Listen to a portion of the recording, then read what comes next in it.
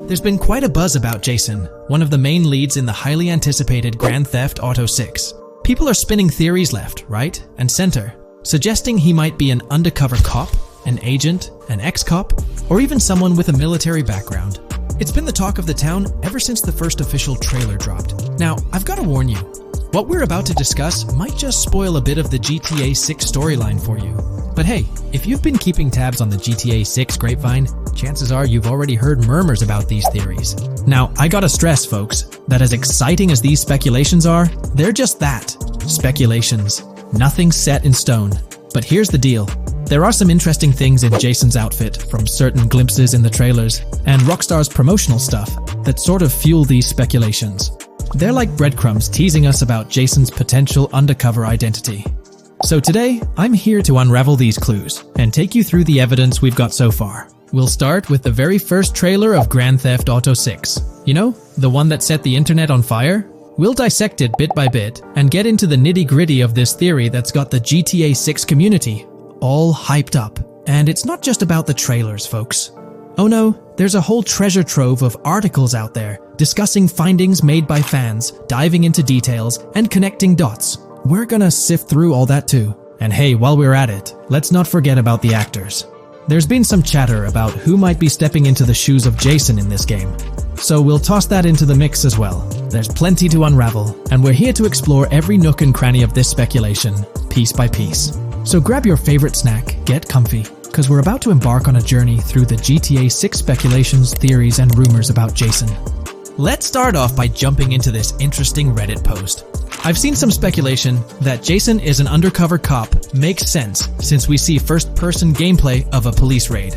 I'm guessing he falls in love with Lucia, and his storm between his duty and his love could be not true, but it seems like it would be a good twist in something Rockstar would do. Okay, let's take a deeper dive into this scene where we encounter these 4 police officers. They're pretty unmistakably cops with that distinct police badge on their body armor. It's crucial to note the small details here, especially regarding their attire, as it might hold some key information. Now, among this squad of officers, there's one guy who stands out from the rest. He's chilling on the far right, sporting a casual white tank top, while the others are all suited up in body armor, their caps turned backward. This difference suggests a hierarchy within the group, making us wonder if this dude's perhaps a higher up or holds a different position within the force. The intriguing part, though, is the context of this scene. It feels like a pivotal moment, almost as if these officers are significant characters in the narrative. But let's pump the brakes a bit. It's all speculation at this point. We can't be certain of their importance or their roles in the storyline just yet. Now, let's loop this back to Jason, the main focus of our attention. There's a striking connection here. The cop on the far right and the one in the middle, both sporting these distinct olive green cargo pants. These pants seem to be a part of their uniform, something that catches the eye. But here's the twist. The same style of cargo pants is seen on Jason in the official Grand Theft Auto 6 artwork released by Rockstar. Coincidence? Maybe, but it feels like too much of a match to ignore. What's up with these pants? Is it a fashion trend among the police force in the GTA 6 universe? Or could it be hinting at a deeper connection between these officers and our protagonist Jason? The plot thickens, and we're left to ponder the significance of these subtle visual cues. Is there a backstory linking these officers to Jason? Or is it merely a design choice by the creators to establish a visual pattern? Today's video dives into the NPC AI patent, focusing on virtual navigation in Grand Theft Auto 6. This patent sheds light on the intricacies of in-game traffic, promising a heightened level of realism compared to previous iterations. We'll explore the notable enhancements Rockstar has implemented, creating a more sophisticated system that elevates the gaming experience. By examining various sources, we aim to provide a comprehensive overview of this navigation system, offering insights into what Rockstar has in store for NPC navigation in GTA 6. Let's delve into the details of this intriguing patent. System and method for virtual navigation in a gaming environment. Let's break down this patent for a moment. Essentially, it gives us insight into how non-playable characters operate within the game environment. They explain that NPCs' actions are controlled through artificial intelligence, allowing for real-time decision-making based on preset algorithms. In many systems, this is achieved through nodes and links, where each node contains important data that influences NPC movement. For example, in a game involving vehicles, this data could include factors like vehicle speed, lane width, road type, and number of lanes. Now, these nodes are essentially waypoints that NPCs follow to navigate from one point to another. In simpler sections of the road, these nodes might be connected linearly, guiding NPCs straightforwardly. But in more complex areas, like junctions, the nodes become more intricate. Take a basic intersection, for instance. A vehicle approaching it would have several exit options, leading to a branching network of nodes. In older systems, like the one used in GTA 5, NPCs might make decisions at these junctions based on simple rules, sometimes leading to behaviors that seem a bit random. However, this conventional method has its limitations, especially when it comes to handling various factors like weather conditions, changing lanes, parking cars, or anticipating road exits. In these situations, the old system could falter, as NPCs might not adapt well to the dynamic environment. One downside of the node-based system is its limited capacity to replicate real-life factors that humans naturally consider. Another drawback is its constraint in automating NPCs effectively. Due to memory and processing limitations, only a set number of NPC-controlled cars can be spawned in the game.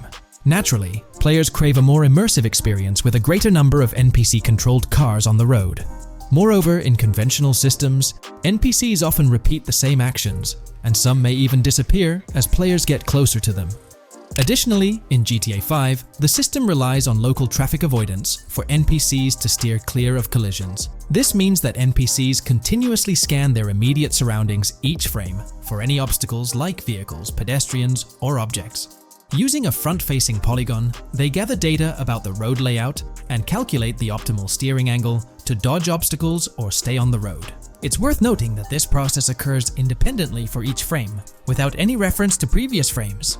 This results in slower detection, as the system may not recognize a road blockage promptly.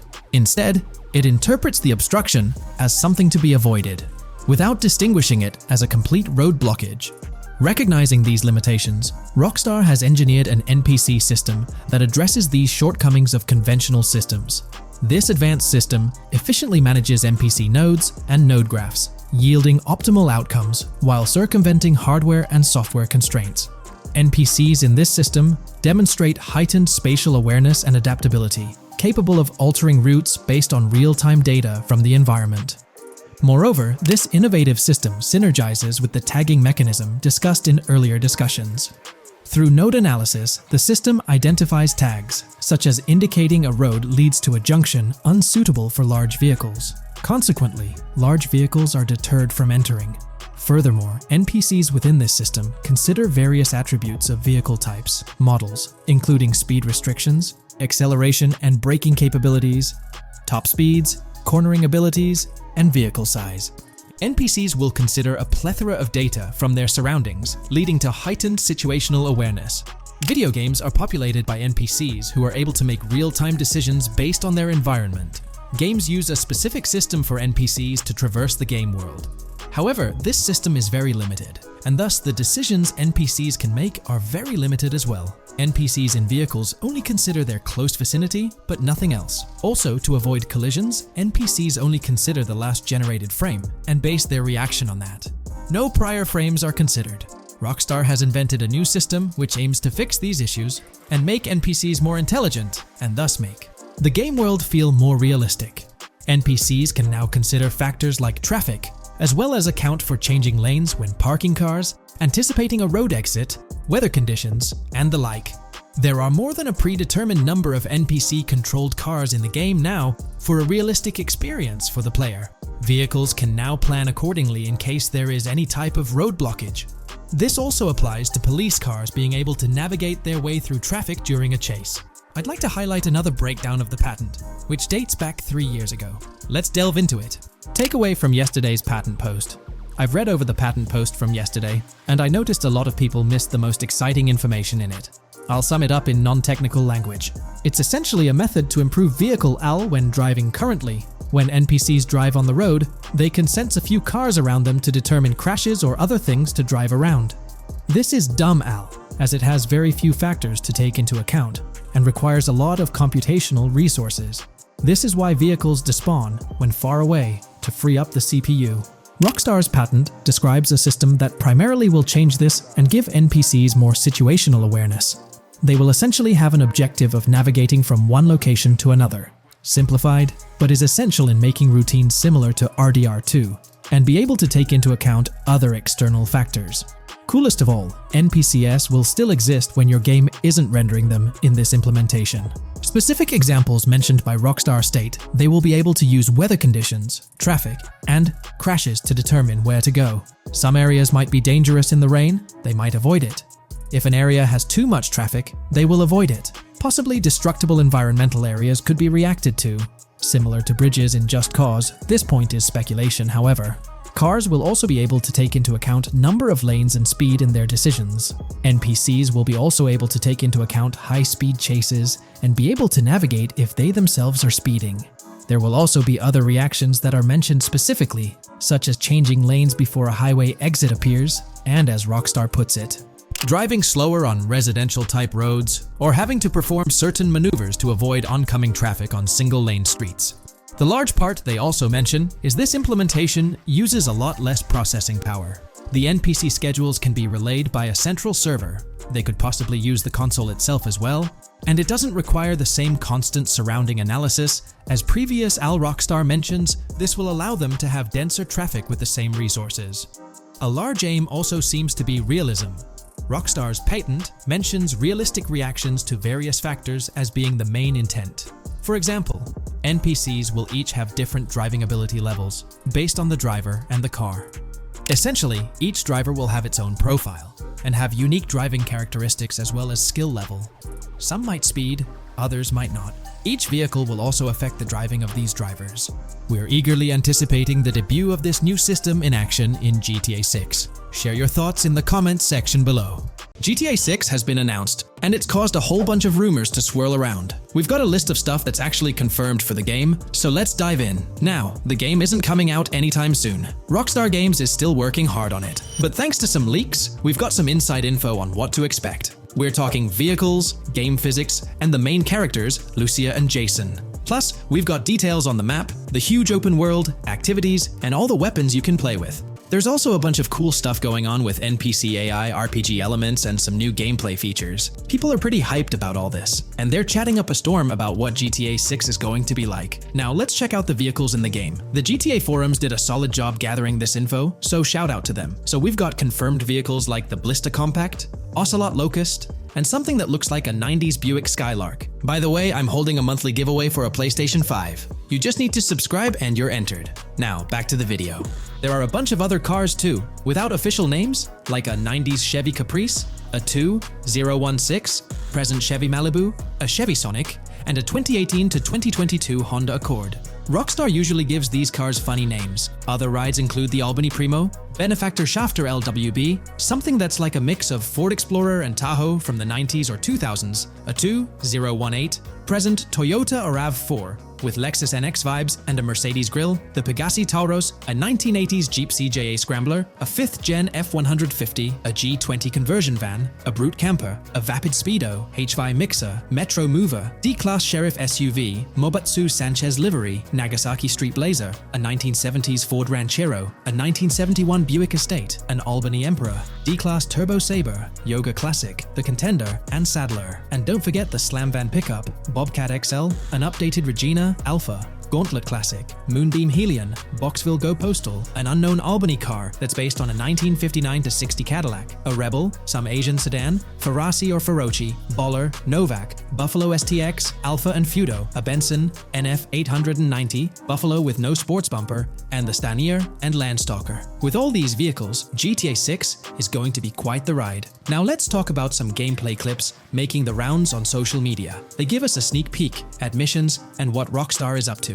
One clip shows Lucia, our main character, trying to rob a place called Hank's Waffles, a diner. In this early test, the non-player characters look kinda generic and are jokingly called dummies in the game. The NPCs react to Lucia's aggressive moves, and their animations show they're pretty freaked out, kind of like what we saw in Red Dead Redemption 2. During the robbery, Lucia can aim her gun at a hostage, giving you the choice to rob or have a face-off. Taking a hostage adds some spice to the crime.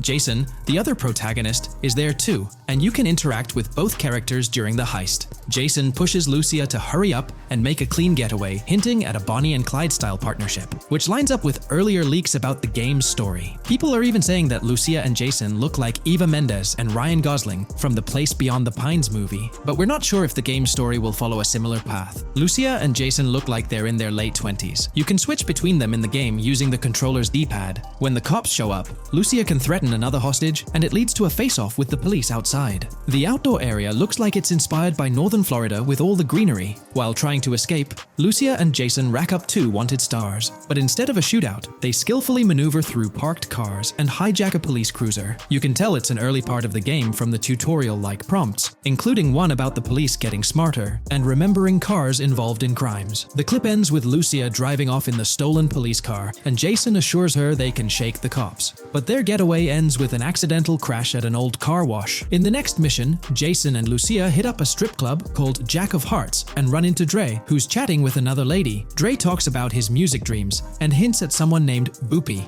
During this chat, we get messages from 2 new contacts, Billy and RB Shaw, through a WhatsApp parody. The early footage shows a minimap that looks like the one in GTA 5, with icons that probably stand for missions from characters labeled WM and YJ. As they head up to the VIP second floor, Dre has a run-in with DJ Tip, who's upset about waiting for drinks. Dre steps in, but it's clear that Tip isn't the most popular guy. Dre moves on, and that's where the clip ends. Just remember, this is early development footage, and things might change as the game gets closer to release. Another leak spills the beans on more than 500 world events, encounters, and Easter eggs you'll come across while playing. There's too much to cover, but I'll mention a few interesting ones. You'll find stuff like missing tourists, yard sales with new clothes, an event that's a bit like the insurance fraud thing in Saints Row, a voice in the storm drain that might remind you of Pennywise, a Bonnie and Clyde mystery that spans different places, and a workout challenge that suggests fitness activities are back. Players can also stumble upon an island camp, DUI tests, UFO sightings, an animal house,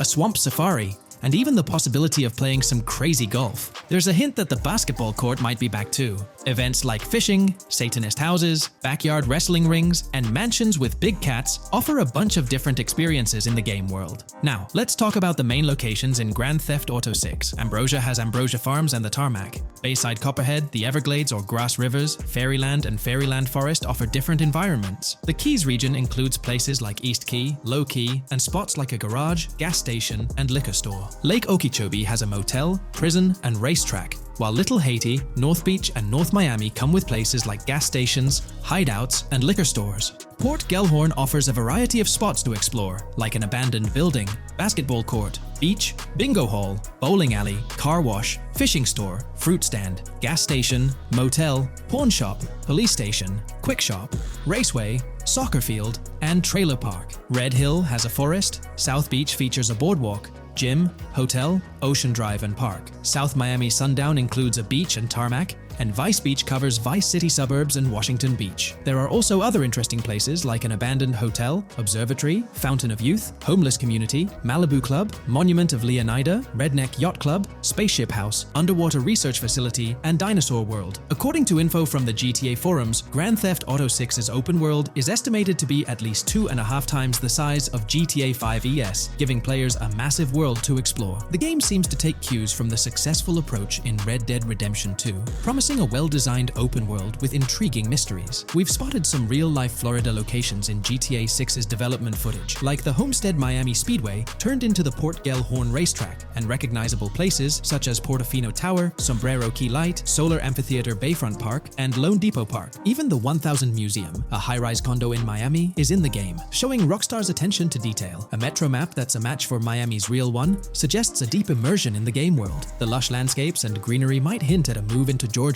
but that's just speculation until we get official word. Details like the Vice City Neighborhood Police Department resembling the Miami Beach Police Department show Rockstar's creativity and world design. As always, we're waiting for official announcements to see how all these elements come together in the final game. Until then, the mystery of Grand Theft Auto 6 keeps fans excited. There's a recent leak suggesting that Alexandra Christina Echevarri could be the voice behind Lucia in Grand Theft Auto 6. Her voice from a demo reel seems to match up with Lucia's leaked dialogue. We've covered a ton of info about Grand Theft Auto 6, from gameplay details to new features. It's important to remember that the game might still be a couple of years away from release, so we'll have to be patient. Now, let's dig into some interesting findings from the leaked clips. We see Jason and his pals hanging out by an in-ground pool in a lower-income neighborhood, cracking jokes about a parody of social media called Life Invader. It's all about brain downloading and poking fun at Jay Norris's demise. Classic Grand Theft Auto humor. The leaked clips also give us a peek into early police AI testing, showing NPCs using cover better during gunfights. In one scene, Jason robs a diner worker with an assault rifle, and we see some dialogue options that look like they're from Red Dead Redemption 2, but they might just be placeholders. Jason's new ability to go prone is a fresh addition to the franchise, and a scene in a thrift or antique shop hints at the option for robbery, maybe even a place to sell stolen items, which adds depth to the gameplay. There are animation tests for Lucia and Jason, doing stuff like jogging, stopping, and ducking to avoid gunfire. Rockstar's developers also tested vehicle crashing physics, with a car driving over an overpass. Highway signs mention North Beaches and Lake Leonida on Interstate 97, with the current exit leading to Washington Beach. In another scene, Jason stumbles upon a shipping container full of cash and a motorbike. Various development clips show changes to the inside of a vehicle, suggesting new vehicle designs or customization options for players. Throughout the clips, there are various interactions with NPCs in the open world, like characters taking selfies, which makes the game's world feel more immersive. Another mechanic borrowed from Red Dead Redemption 2 is the ability for characters to pick up and carry bodies, adding depth to the gameplay. We also see other influences from Red Dead Redemption 2 in different aspects of the game. The weapon wheel system is similar to Red Dead Redemption 2 with limited weapons and items you can carry. Lucia has a loot bag that might be used for robberies or stealing stuff from different places.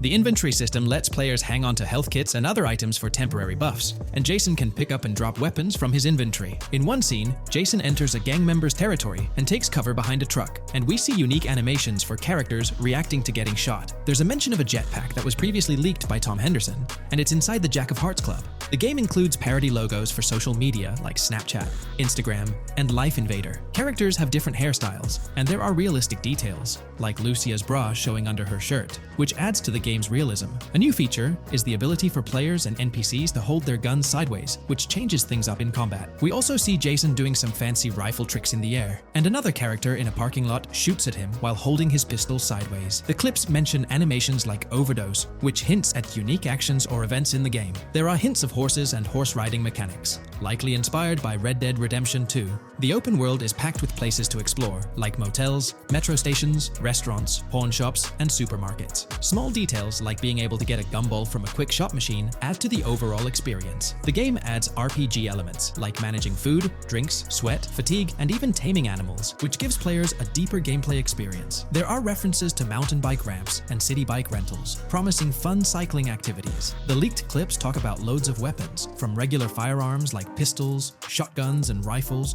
to unusual ones like golf clubs, baseball bats, and crowbars. Players can also use tools like flashlights, binoculars, and lockpicks. Players can stay in motels and hotels, with the Kington Hotel as one option. There's even a pool party with live music for players to attend. References to the Everglades and wildlife like alligators, snakes, raccoons, and birds hint at diverse and unique environments to explore. A cool addition is the ability to shoot while swimming, which adds a new twist to combat situations. With all these elements, Grand Theft Auto 6 promises to be an immersive and engaging gaming experience.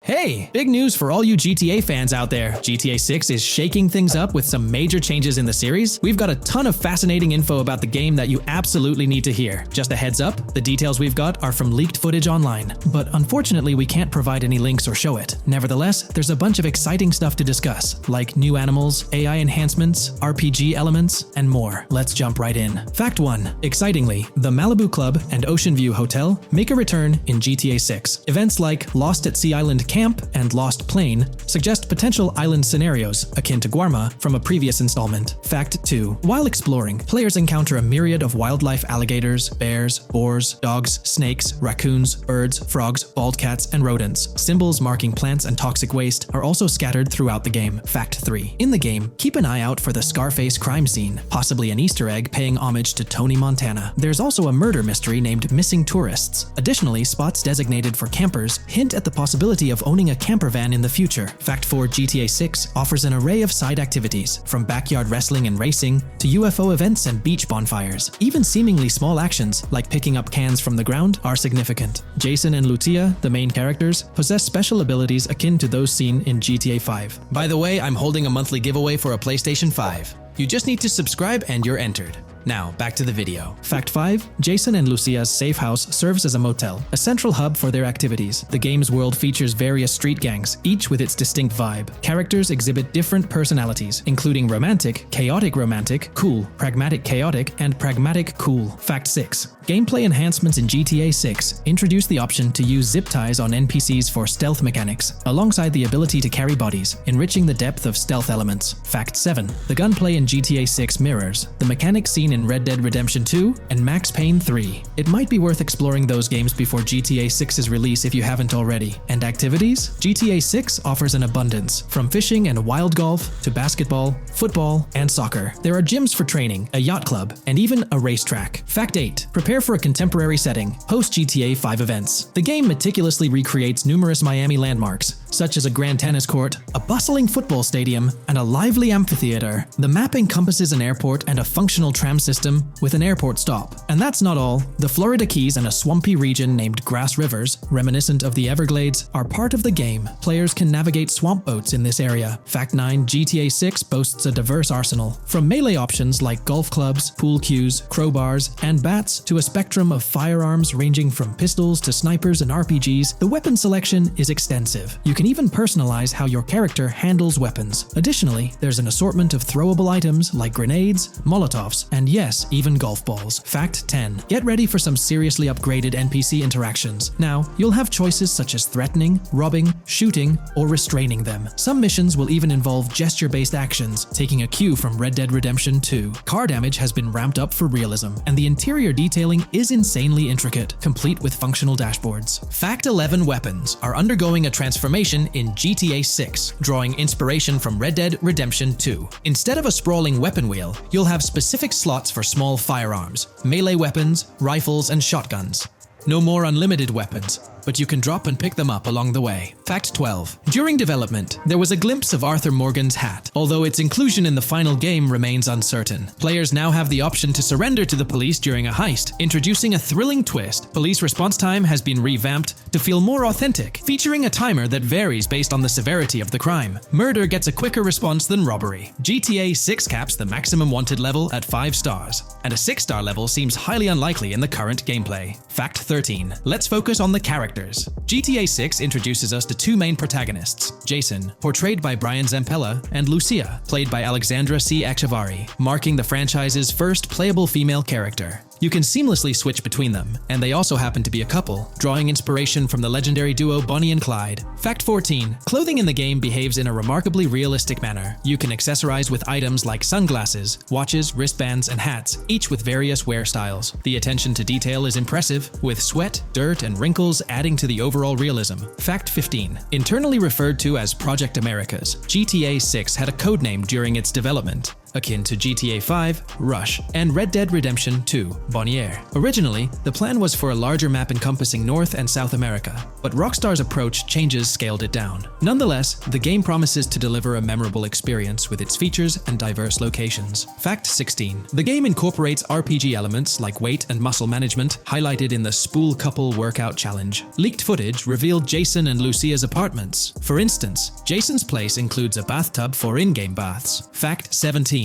Rockstar plans to continuously introduce new missions and cities post GTA 6's launch. Whether this expansion is for online or story mode remains unclarified. Expect an enhanced cover system, surpassing what we've seen in other Rockstar games. Fact 18. Don't overlook the Kingston Hotel. It's a bustling spot with pool parties and live music, adding vibrancy to GTA 6's world. Fact 19. A significant enhancement in GTA 6 revolves around NPC behavior. NPCs come in varied sizes and shapes, and their reactions feel incredibly authentic. Wave a gun around and nearby folks might understandably panic. The game also features an intricate injury system, including concussions. Fact 20. Now, let's delve into the stunning visuals and exciting new features. Characters will naturally grow facial hair over time in GTA 6. Moreover, the game world will introduce a social platform called What's Up, resembling a playful version of WhatsApp. Excitingly for fans, spoof versions of social media platforms like Life Invader, Facebook, Bleeder, Twitter, and Snapmatic, Instagram, are making a comeback. Fact 21. Let's focus on our main characters, Jason and Lucia, each with their own inventory and a shared one. Your inventory can hold a variety of items like wine, soda, and fruit. Additionally, there's a duffel bag system facilitating easy transportation of supplies and weapons. Fact 22. Rockstar approaches storytelling in GTA 6 with greater caution, avoiding offensive jokes and being considerate about groups that might feel targeted. The narrative unfolds through chapters, akin to Red Dead Redemption 2's structure. Fact 23. Robberies take center stage in GTA 6, spanning from significant heists to smaller scores. There are easy scores like targeting bingo body shops, burnout skirts at Cafe Caraway, clothing stores, food trucks, massage parlors, and more. Moreover, the inclusion of robbing shipping containers elevates the thrill to a whole new level. Fact 24. Gameplay takes a significant leap.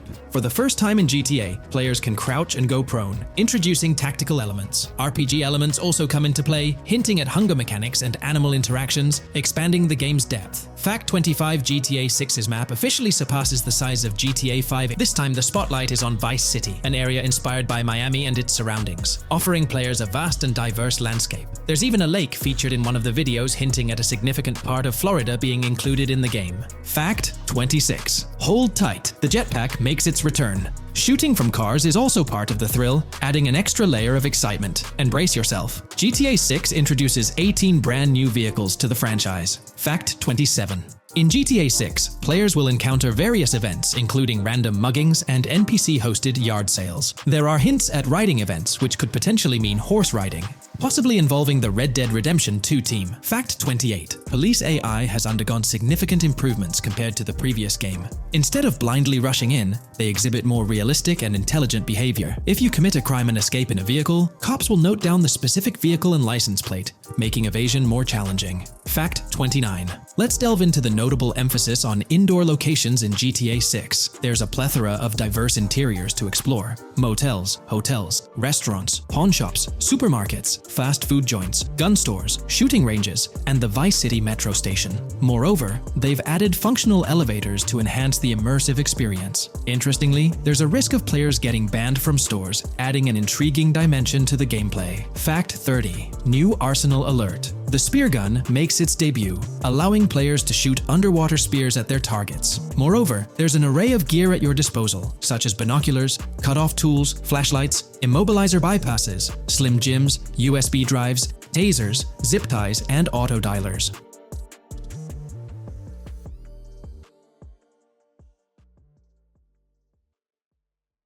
Today, we're delving into the realm of GTA 6 Online, the upcoming multiplayer aspect of Rockstar Games' Grand Theft Auto 6. We'll dissect all the insights gathered from leaks back in 2022, alongside an intriguing anti-cheat patent filed by Rockstar's parent company, Take-Two Interactive. This patent offers a glimpse into how the forthcoming online experience aims to ensure a safer environment compared to the current GTA Online. Furthermore, we'll explore a novel method Rockstar plans to implement in GTA 6 for managing online sessions. This innovation promises to infuse the expansive world of GTA 6 with a livelier atmosphere, enriching the player's immersion in its intricacies. Undoubtedly, GTA Online stands as a titan in the realm of multiplayer gaming.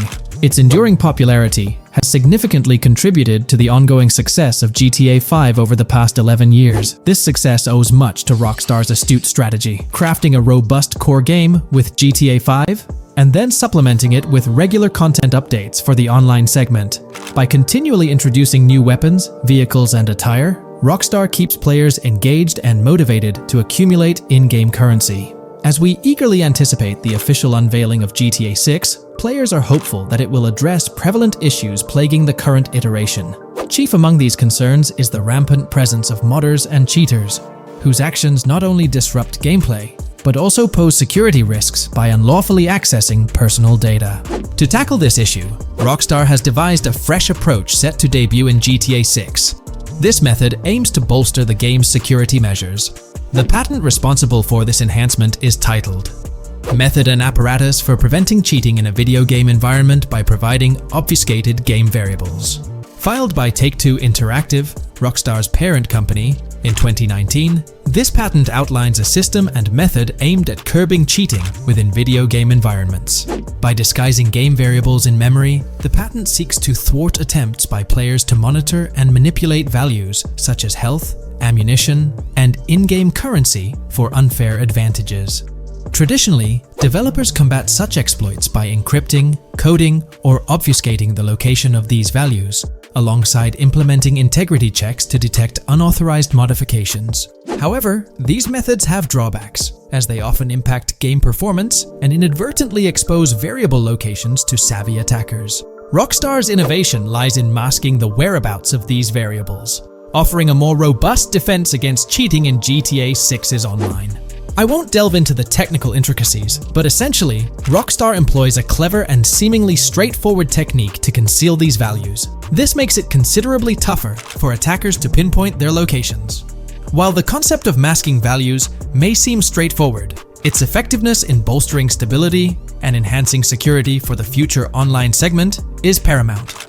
Moving forward, let's turn our attention to the next patent, titled System and Method for Session Management in a Multiplayer Network Gaming Environment. Filed by T2 Interactive in 2021, this patent addresses disclosed are systems and methods for session management. The disclosed system allows for seamless merging and splitting of network sessions in a multiplayer network gaming environment. Seamless session management allows dynamic movement of players in a virtual world during gameplay without unnecessary loading and/or stalling. As the players in the virtual world move around, the management of active game sessions can be improved to affect a more realistic perceived population. In this patent, Rockstar highlights the crucial role of online components in the success of many games, citing GTA Online as an example. They emphasize the challenges of managing network technology and resources to create a vibrant virtual world. Traditional MMO games often face limitations in session management, with some opting for single sessions that may restrict the depth of content due to increasing player counts. Others utilize multiple sessions, which can hinder feasibility, especially in peer-to-peer exchanges like in GTA Online. To address these issues, Rockstar has developed a pioneering system for seamless session management. This innovative approach enables fluid splitting and merging of network sessions, allowing for a more immersive virtual world free from hardware and software constraints. Allowing players from different sessions, but in the same virtual area of the map, for example, to be merged into a single session. This allows players from previously different sessions to come across one another, thereby making the virtual world seem more populated. As an additional advantage, seamless session merging handles many network failures silently. In prior art systems, a player who loses network connectivity can be kicked out of a session and may not be able to rejoin because they are in a session by themselves. However, the Session Management System 100 allows for a disconnected player to exist in a session by themselves for a predetermined period before they are reconnected to the remaining players in the session or can be joined with another session. The method begins with monitoring a triggering event. In some embodiments, the triggering event defines when to merge two sessions or split a single session. For example, when the object, virtual players, are in the same session, move physically apart from another, the object by a predetermined virtual distance, this triggers the session management system to split the session into two different sessions. Likewise, if objects from two different sessions are within a predetermined virtual distance from one another, the session management system and merge the sessions to allow interaction between objects of the respective sessions. Other instances of monitored triggering events encompass various player and object actions, including changes in position or visibility, player entries and exits from the virtual world, and game-related activities like mission completions or tutorial beginnings. Rockstar's solution ensures seamless management of these events, preventing inconsistencies such as duplicated objects during session transitions. This approach accounts for factors like virtual geography, team management, networking resources, and social relationships to maintain continuity across sessions. For example, once a session is split, there can be two sessions, each with their own distinct copy of an object. Avoiding this split can avoid players that intentionally duplicate valuable objects to exploit virtual game economics. If these two sessions were to later merge, there can then be two identical objects in the same session. In this manner, the session management system advantageously avoids object duplication when two players are merged following a split. I trust that I've conveyed this information clearly. The implementation of this new system in GTA 6 promises to enhance the game's atmosphere, ensuring a more bustling world while maintaining a high level of detail throughout. Now, let's delve into what we've learned about GTA Online from the leaks of 2022. Multiplayer. In the bottom left in one of the clips, one can see there are 2 players in a 30-player lobby. This is because there are 2 slots for spectators, similar to GTA Online and Red Dead Online. There is also a reference to the script host. After that, there is a code which is either the session host or game master. Based on the information gathered, it seems probable that peer-to-peer connections and 30-player lobbies will make a comeback in GTA 6 Online. However, there's a twist in how sessions will operate, allowing for seamless transitions between them. Feel free to share your thoughts in the comment section about everything we covered in today's video regarding GTA 6 Online. If you haven't been following the latest news on GTA 6 over the past year, you might be surprised by how much information has emerged. Here's a comprehensive update on everything we currently know about GTA 6. We have details about a wide array of items and tools featured in GTA 6. These include the auto dialer, binoculars, immobilizer bypass, cutoff tool, painkillers, pool cue, trauma kits, golf driver, food and drink, golf putter, USB drive, golf iron, crowbar, golf wedge, torch, jammer, duffel bag for looting, cigarettes, and a loot backpack. Let's discuss the game engine. Developers have made significant enhancements to the Euphoria physics engine, improving ragdoll physics and overall game mechanics compared to GTA 5. Now let's discuss the multiplayer aspect. In a leaked clip from GTA 6, we observed a multiplayer session with a player count. This suggests there were 2 players present in the lobby, out of a maximum capacity of 32 slots. This mirrors the setup seen in Red Dead Online and GTA Online, where the capacity is stated as 32, but practically accommodates 30 players plus 2 spots reserved for spectators. While hopes for larger lobbies persist, it appears the testing phase involves 30-player lobbies. Leaks also suggest advanced weather systems, including heavy fog, a feature that was less common in GTA 5. Moving on to collectibles, there's mention of Wyman car parts. In a clip featuring Lucia, a developer is seen placing a cardboard box with a circular icon, indicating it as lootable.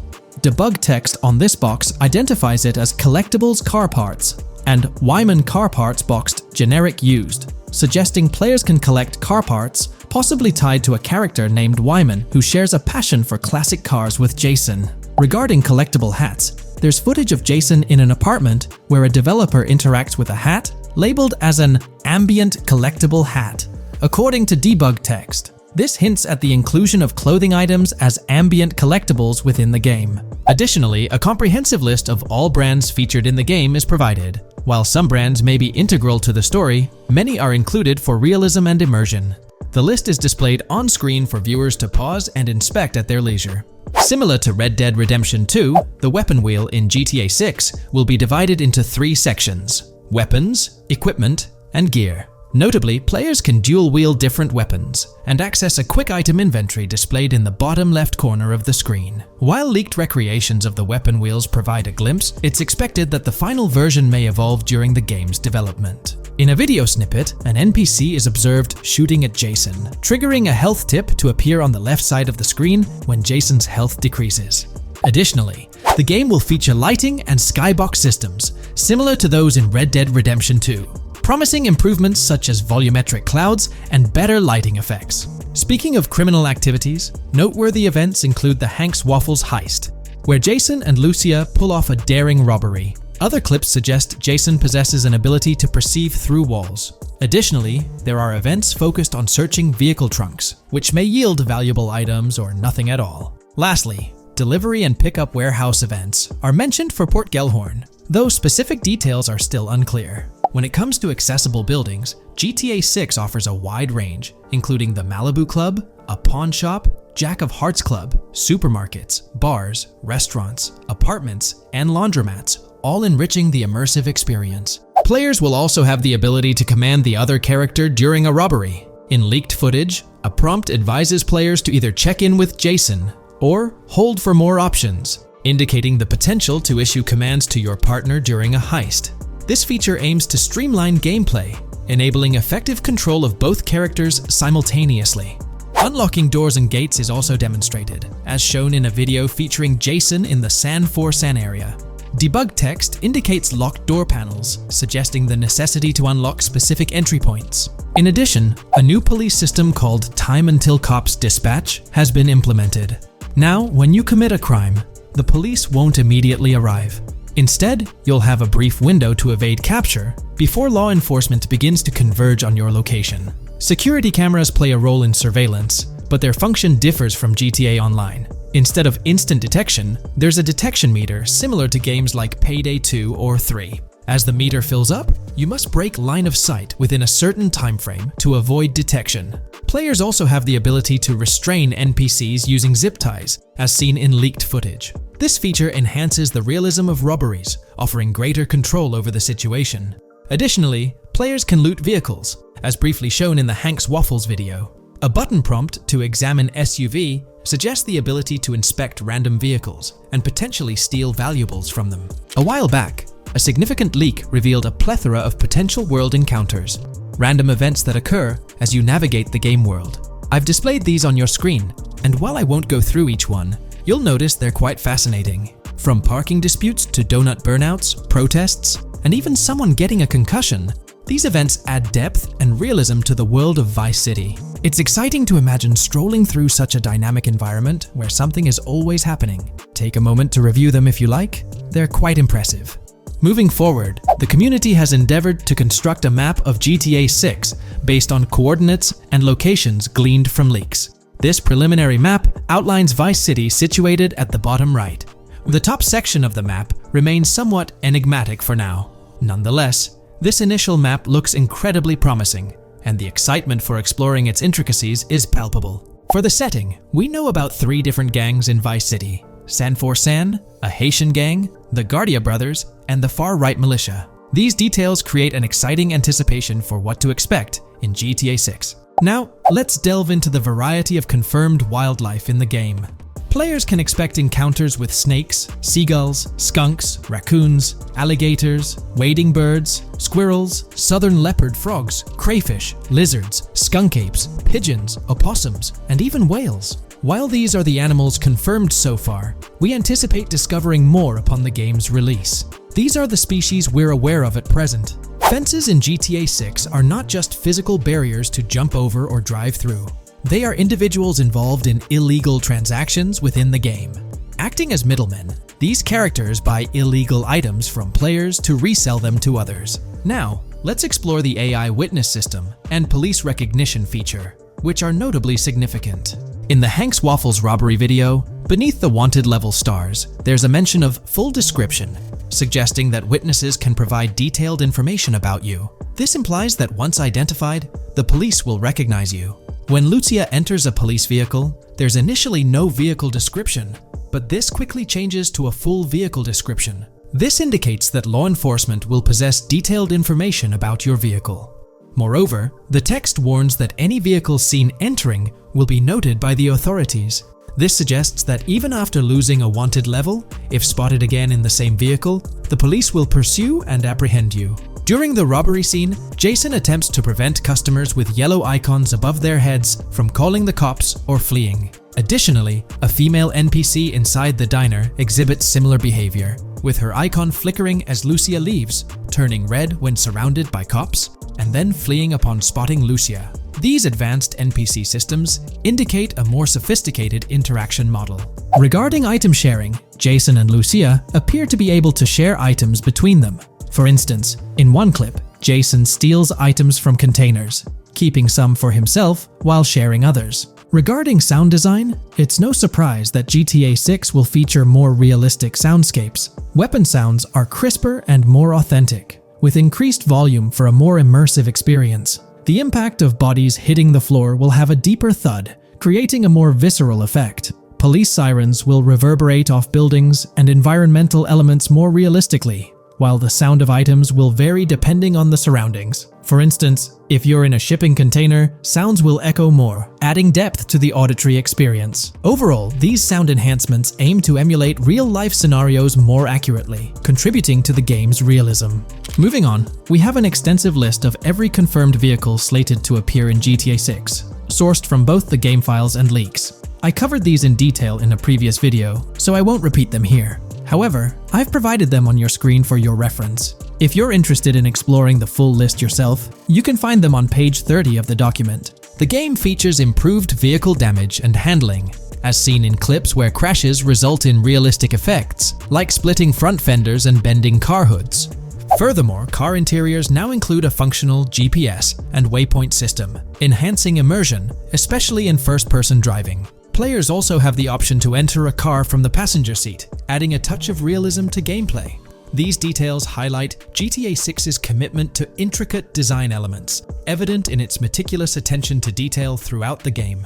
In addition, several new gameplay mechanics have been revealed. Players will now have the ability to walk while in cover, a long-awaited feature that introduces prone movement for the first time in GTA gameplay. Loot bags will allow for storing additional items, and players can now drop and pick up weapons. A new under fire animation has been introduced where characters cover their faces during combat, and players can opt to self-revive after sustaining heavy damage. Other significant mechanics include the ability to switch shoulders while aiming down sights, grappling during hand-to-hand combat, and the introduction of buddy communications and a buddy ping system. This system, likely shared between protagonists Jason and Lucia, remains intriguing, with its full functionality yet to be revealed. Additionally, a new cover mode has been introduced, altering the way shooting from car windows is executed. Characters will now fully lean out of windows, enabling full 360-degree shooting. Furthermore, a new ability system has been introduced, potentially exclusive to Jason, allowing for a form of wall perception. Whether Lucia will possess this ability remains uncertain. Players can also interact with a greater variety of objects and NPCs, engaging in actions such as carrying bodies, committing robberies, issuing threats, and conversing during criminal activities. Moreover, the ability to pick up additional items, such as beer bottles and cans, enhances the overall gameplay experience. Let's explore some of the exciting new gameplay systems. Firstly, there's the introduction of money laundering, hinted at during the Hank's Waffles robbery. An icon found near the car wash property featured a washing machine with a dollar sign, suggesting potential opportunities for money laundering. This implies that players may be able to purchase properties with the intent of laundering money, although specific details on mechanics remain undisclosed. Nevertheless, it appears players will once again have the option to acquire certain types of businesses for illicit activities. Additionally, there's a confirmed lineup of weapons, which includes a rocket launcher, assault rifle, baseball bat, polymer pistol, knife, bolt-action sniper rifle, Molotov cocktail, spear gun, which is intriguing, smoke grenade, compact SMG, flashbang, micro SMG, sniper rifle, heavy machine gun, auto rifle, and pump-action shotgun. Moreover, glimpses of Jason in various states, sporting different hair lengths and facial hairstyles, suggest a hair growth system akin to Red Dead Redemption 2. This feature seems highly likely given the game's lineage. In terms of sustenance, players can consume items directly from their inventory. In a scene at a gas station, Jason adds wine, soda, and fruit to his inventory, highlighting the ability to eat and drink on the go, akin to mechanics seen in Red Dead and GTA Online. In GTA 6, you can expect to encounter raccoons rummaging through trash cans and stealing food bags. This is evidenced in the game files, which document 3 world events: raccoon climbing out of garbage, raccoon rummaging through trash, and raccoon stealing food. While there are numerous intricate details to explore, we've uncovered a multitude of confirmed locations spread across Vice City and its surrounding areas. Naturally, Vice City serves as the central hub, encompassing neighborhoods such as Edgewater, North Vice City, Rock Ridge, Little Haiti, Vice Beach, South Beach, Washington Beach, and Key Biscayne. Additionally, there's Port Gellhorn, which appears to be a distinct city akin to Sandy Shores or Palito Bay from previous games. Other notable spots include Yorktown, Ambrosia, Sundown, The Keys, La Pearl, Red Hill, Lake Leonida, Hamlet, Stockyard, Homestead, Grass Rivers, Ikenfaka, various underwater locations, and more. Each of these locales is meticulously detailed, with numerous mini locations nestled within them. It's remarkable how much information we already have about the game's expansive geography. In GTA 6, if your character sustains injuries, health will regenerate slowly over time. To expedite recovery, you can access the weapon wheel and utilize a healing item. Unlike GTA 5, where health only regenerates up to 50% naturally and requires snacks for full recovery, GTA 6 appears to allow for natural regeneration to full health, albeit at a slower rate. While not officially confirmed, it's implied that using a medical item will accelerate this healing process. Regarding open-world activities, there are 7 confirmed activities thus far: dice, golf, fishing, races, adventuring, shipments, and delivery van events. A video showcases a delivery van event near the industrial area of Port Gellhorn, featuring active security cameras that add complexity to potential heists. 2 distinct event types mentioned in the events list are Pragmatic Cool and Chaotic Romantic, introducing a new event type called Cop Trap, strategically placed in various locations across the map. The confirmed locations are displayed on your screen, indicating that law enforcement will deploy different tactics to apprehend you. Next, let's explore the array of new features spanning 2 full pages. Firstly, an enhanced AI system is showcased in a video, where enemy AI targets Lucia once she turns around. These adversaries demonstrate improved decision-making, adapting their shooting tactics dynamically based on the situation. Notably, they adjust their positioning relative to nearby objects, aiming to avoid frustrating head-glitching tactics. Additionally, they display more tactical behaviors, such as lowering their profile during reloads and employing lateral strafing while firing. NPC behavior has also undergone enhancements, with AI groups no longer wandering individually, but moving in clusters, reminiscent of the dynamics seen in Red Dead Redemption 2. This is evident in a video where Lucia encounters a group of tourists engaged in conversation as they pass by. This enriches pedestrian interactions beyond the independent roaming seen in GTA 5, now featuring diverse groups and even couples strolling together, enhancing the game's realism. A new gameplay feature allows players to surrender to the police during a robbery, introducing an intriguing dynamic with consequences yet to be fully revealed. Additionally, players can purchase gumballs from vending machines, potentially serving as a health boost, although specific effects remain speculative. Similar to GTA 5, your character's attire will accumulate dirt over time, adding a layer of realism. Hacking will also be a significant element, with Lucia seen carrying various hacking tools, though it's unclear if Jason will have access to these tools as well. Previous leaks suggested Lucia's role as the designated hacker, but further details will emerge in due course. Expect an enhanced car hijacking system in GTA 6. For example, the inclusion of an immobilizer bypass suggests that stealing luxury cars will be more challenging. Additionally, a tool called a Slim Jim will be used to unlock older vehicles, adding complexity to car theft. Moreover, events such as Steal Car in Progress and Steal Car Fail indicate potential complications during vehicle theft. Events like Carjacking Cat and Carjacking Advanced AI suggest further intricacies in vehicle-related activities. Finally, the document concludes with approximately 20 pages detailing locations found in leaks that correspond to real-world locales in Miami. This inclusion underscores the meticulous efforts put into crafting a rich and immersive game world. In today's video, we'll delve into the most recent iteration of the GTA 6 mapping endeavor. We'll explore the freshest alterations introduced to the map, including newly incorporated locales and adjusted road placements. Additionally, we'll examine some intriguing revelations stemming from the inaugural official trailer, such as the appearance of a swordfish. Furthermore, we aim to tackle one of the pivotal queries surrounding GTA 6, the extent of Rockstar's intention to amalgamate multiple states into the fictional entity of Leonida. We'll sift through all available clues, encompassing leaks and insights from the initial trailer, to shed light on the potential inclusion of Georgia in the game. Let's kick off by scrutinizing the latest rendition of the GTA 6 mapping endeavor. This most recent update, which debuted just a few hours ago, represents the pinnacle of this extensive fan-driven mapping project. Here's a peek at the current state of the GTA 6 map. We've got Vice City and Port Gellhorn in the mix, with tweaks made to both cities, along with some other spots on the map. Keep an eye out for changes like the prison from the opening shot and the Gator Keys. To kick things off, there's a fresh addition to Vice City known as Waning Sands. While details about this neighborhood are mostly speculative at this point, it's believed to be the setting for a pivotal scene from the trailer. You know, the one where Jason and Lucia dodge past a few police officers in their getaway vehicle. In this vicinity, you'll find the Evergreen Mall Center, prominently featured at the start of the scene. Keep an eye out for a sign on the right side of the frame, showcasing various stores set to be part of this plaza. In a recent mapping video, there was some speculation about whether this plaza would be fully accessible.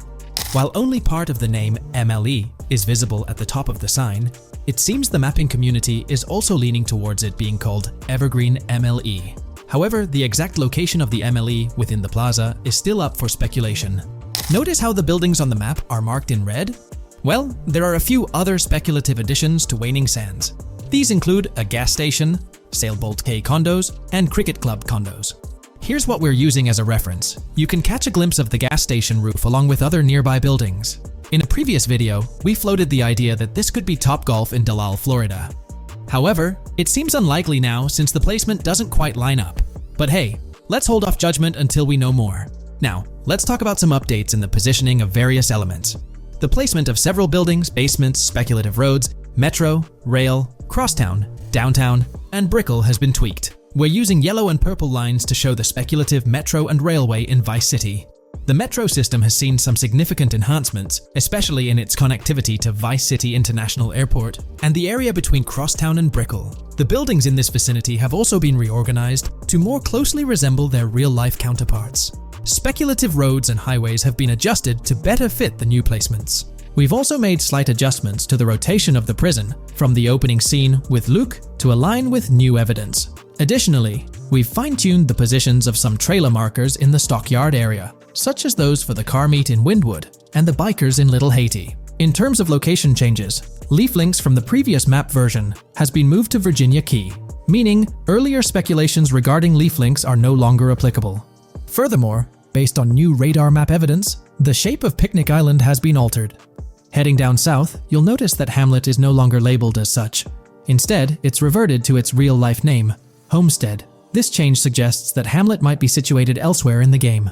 Now, shifting our focus to Port Gellhorn, the other major city on the map, it's also undergone some updates. We've added more speculative details for the area across the body of water on the other side of Buer Bridge, incorporating new evidence into the mix. So, to sum up, those are the latest updates to the GTA 6 mapping project. Before we wrap up, let's delve into an interesting discovery from the first official trailer.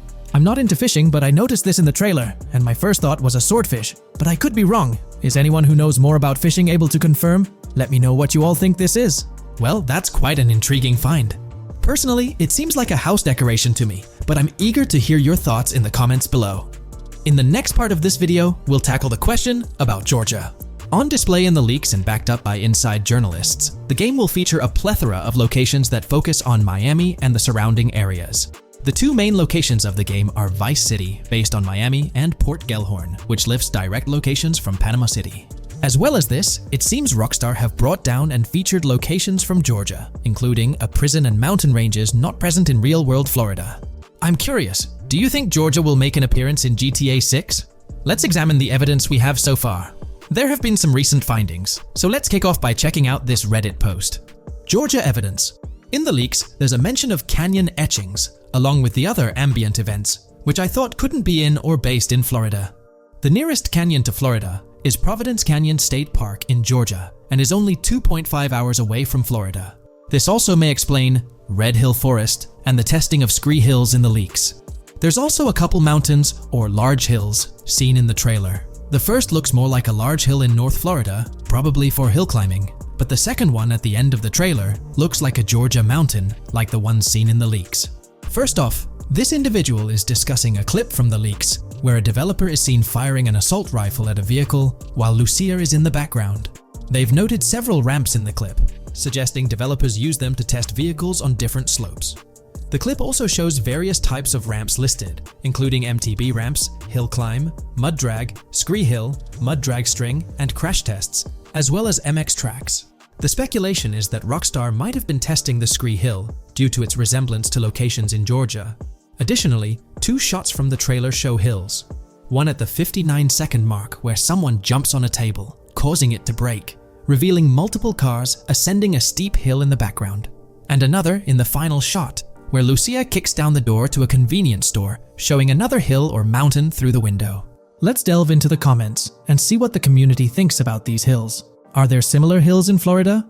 Or has Rockstar taken some creative liberties and introduced hills from Georgia? Ekanfinaka is a place in the game, shown by the leaks. And Ekanfinaka is literally the old name for a swamp in southern Georgia. Not to mention we saw a big hill, small mountain. I've lived in Florida for a long time. There are no hills, anything like that in the state. Northern Florida has some hills, but nothing like that at all. The hill in the leaks resembles the Blue Ridge in northern Georgia. It's a fictional state. It could be a collection of features from 4 or 5 states for all we know. 2 hours outside of Florida is hardly breaking the concept.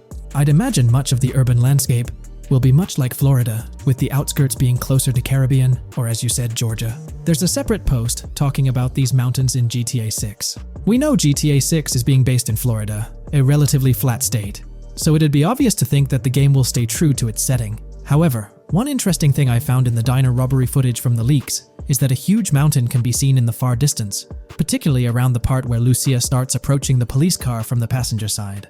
I'm not sure if anyone else has noticed this, but it's interesting to note, considering Florida is the flattest state in the country, LOL. Maybe we can go to other states? The area does resemble rural Georgia. Thoughts? I think it will be more similar to RDR2 than past GTAs where it's only one state. I bet the map will be a hybrid of Georgia and Florida. If not, then Florida and most likely another country like Cuba or some South American country with mountains. Yes, probably we can visit the state of Georgia. A few weeks ago, someone found out that the prison you can see in one clip is from Georgia as well. Multiple states in the game. The Florida Scout lady mentioned Rockstar scouting interiors in Florida and other states in the southeast. Hopefully this means we get towns, or maybe cities in these other states, instead of simply hilly terrain. As this individual pointed out, there's a prison visible in one of the leaked clips, and it bears a striking resemblance to Augusta State Medical Prison. Situated in Grovetown on the county lines of Columbia County and Richmond County in Georgia, United States, this facility houses primarily male inmates with occasional female inmates and has a capacity of 1326. Built in 1982 and operational since 1983, it operates as a close security prison. Augusta State Medical Prison was one of the 7 prisons involved in the 2010 Georgia prison strike. With such solid evidence pointing towards Georgia, or at least a portion of it being featured in the GTA 6 map, it's worth noting that Rockstar has done similar things before. In GTA San Andreas, for instance, they created the state of San Andreas, which is a blend of California and Nevada, with Las Venturas mirroring Las Vegas. Feel free to share your thoughts on everything discussed in today's video in the comments section below. Today's video will delve into the latest iteration of the GTA 6 mapping endeavor. The developers have expanded and refined the GTA 6 map significantly, making it the most comprehensive fan-made project to date. It incorporates all available data from leaks and the initial official trailer. We'll explore the recent updates to the map and conduct a fascinating comparison between the current GTA 6 map and those of previous GTA games. Additionally, we'll examine a fan-created satellite view of the GTA 6 map, along with the inclusion of Tommy Vercetti's mansion spotted in the trailer. All of these elements will be discussed in detail throughout this video. Let's kick things off with the GTA 6 mapping project. Changes have been implemented across all regions of the map. To ensure we cover everything comprehensively, we'll begin our tour from the northwest and work our way down, addressing each modification along the journey. Firstly, the map's dimensions have been expanded from 16,000 by 16,000 to 18,000 by 18,000 to accommodate the newly added landmass. Each square on the map measures 500 x 500 meters. Based on the latest estimations, the map will be larger than before, requiring more space to accommodate all its features. Currently, the northern portion of the map remains unknown, which contributes to its perceived size. Hence, the map extends beyond what's visible on the screen. According to rumors, the GTA 6 map is speculated to encompass 3 major cities. Presently, we're aware of 2. Vice City, the largest city, and Port Gorn, which has undergone further expansion in the latest map update. The third location, Yorktown, is anticipated to be modeled after Tampa. Rumors suggest that it could be the 3rd major city featured on the map. However, at present, there's limited information available about it in the leaks. The only indication we have is a sign displaying New York Tune within Port Gorn. Regarding Port Gorn, details are scarce apart from its name and general location. It's positioned north of Fort Killorn and east of Yorktown. Moving on, we encounter Hank Hill, one of the notable elevations in the game. Despite Florida's predominantly flat terrain, Rockstar has incorporated hills sporadically to diversify the landscape. Adjacent to Hank Hill are the Domed Hills, another series of elevated areas. Notably, the border of a river is highlighted in orange, indicating speculative terrain. Nonetheless, it appears to be situated in the vicinity of Red Hill, a small town positioned near Lake Leonida. The largest body of water, Lake Leonida, sits approximately at the map's midpoint, drawing parallels to Lake Okeechobee in real life. To the north of Lake Leonida lies Fairyland Forest, a wooded area neighboring Fairyland, a playful nod to Disney World. To the east of Lake Leonida, you'll find Ambrosia and Laurel, two additional small towns, along with North Beaches. Heading south from Yorktown, we reach Port Gorn, which has undergone expansion westward. The buildings and roads depicted in black and grey correspond to those visible in leaked footage and the trailer. Roads highlighted in red, along with orange borders, remain speculative. However, the port area shows two speculative buildings and a portion of the border that's confirmed. The Bay Area has seen overall enlargement, including modifications to the speculative islands near Port Gorn. Additionally, a newly added section featuring small islands and a confirmed border indicates further expansion.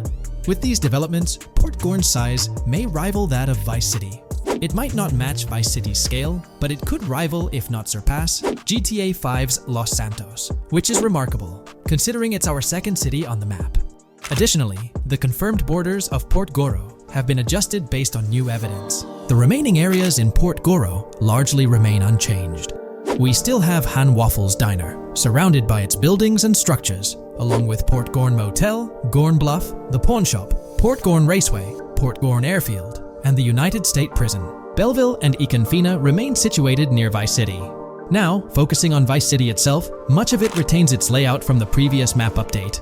We observed the increasing density of the map, particularly with the Stockyard and Crossdown area now filled in, along with the hotels in the Vice Beach area. The proximity of the buildings to one another is quite striking.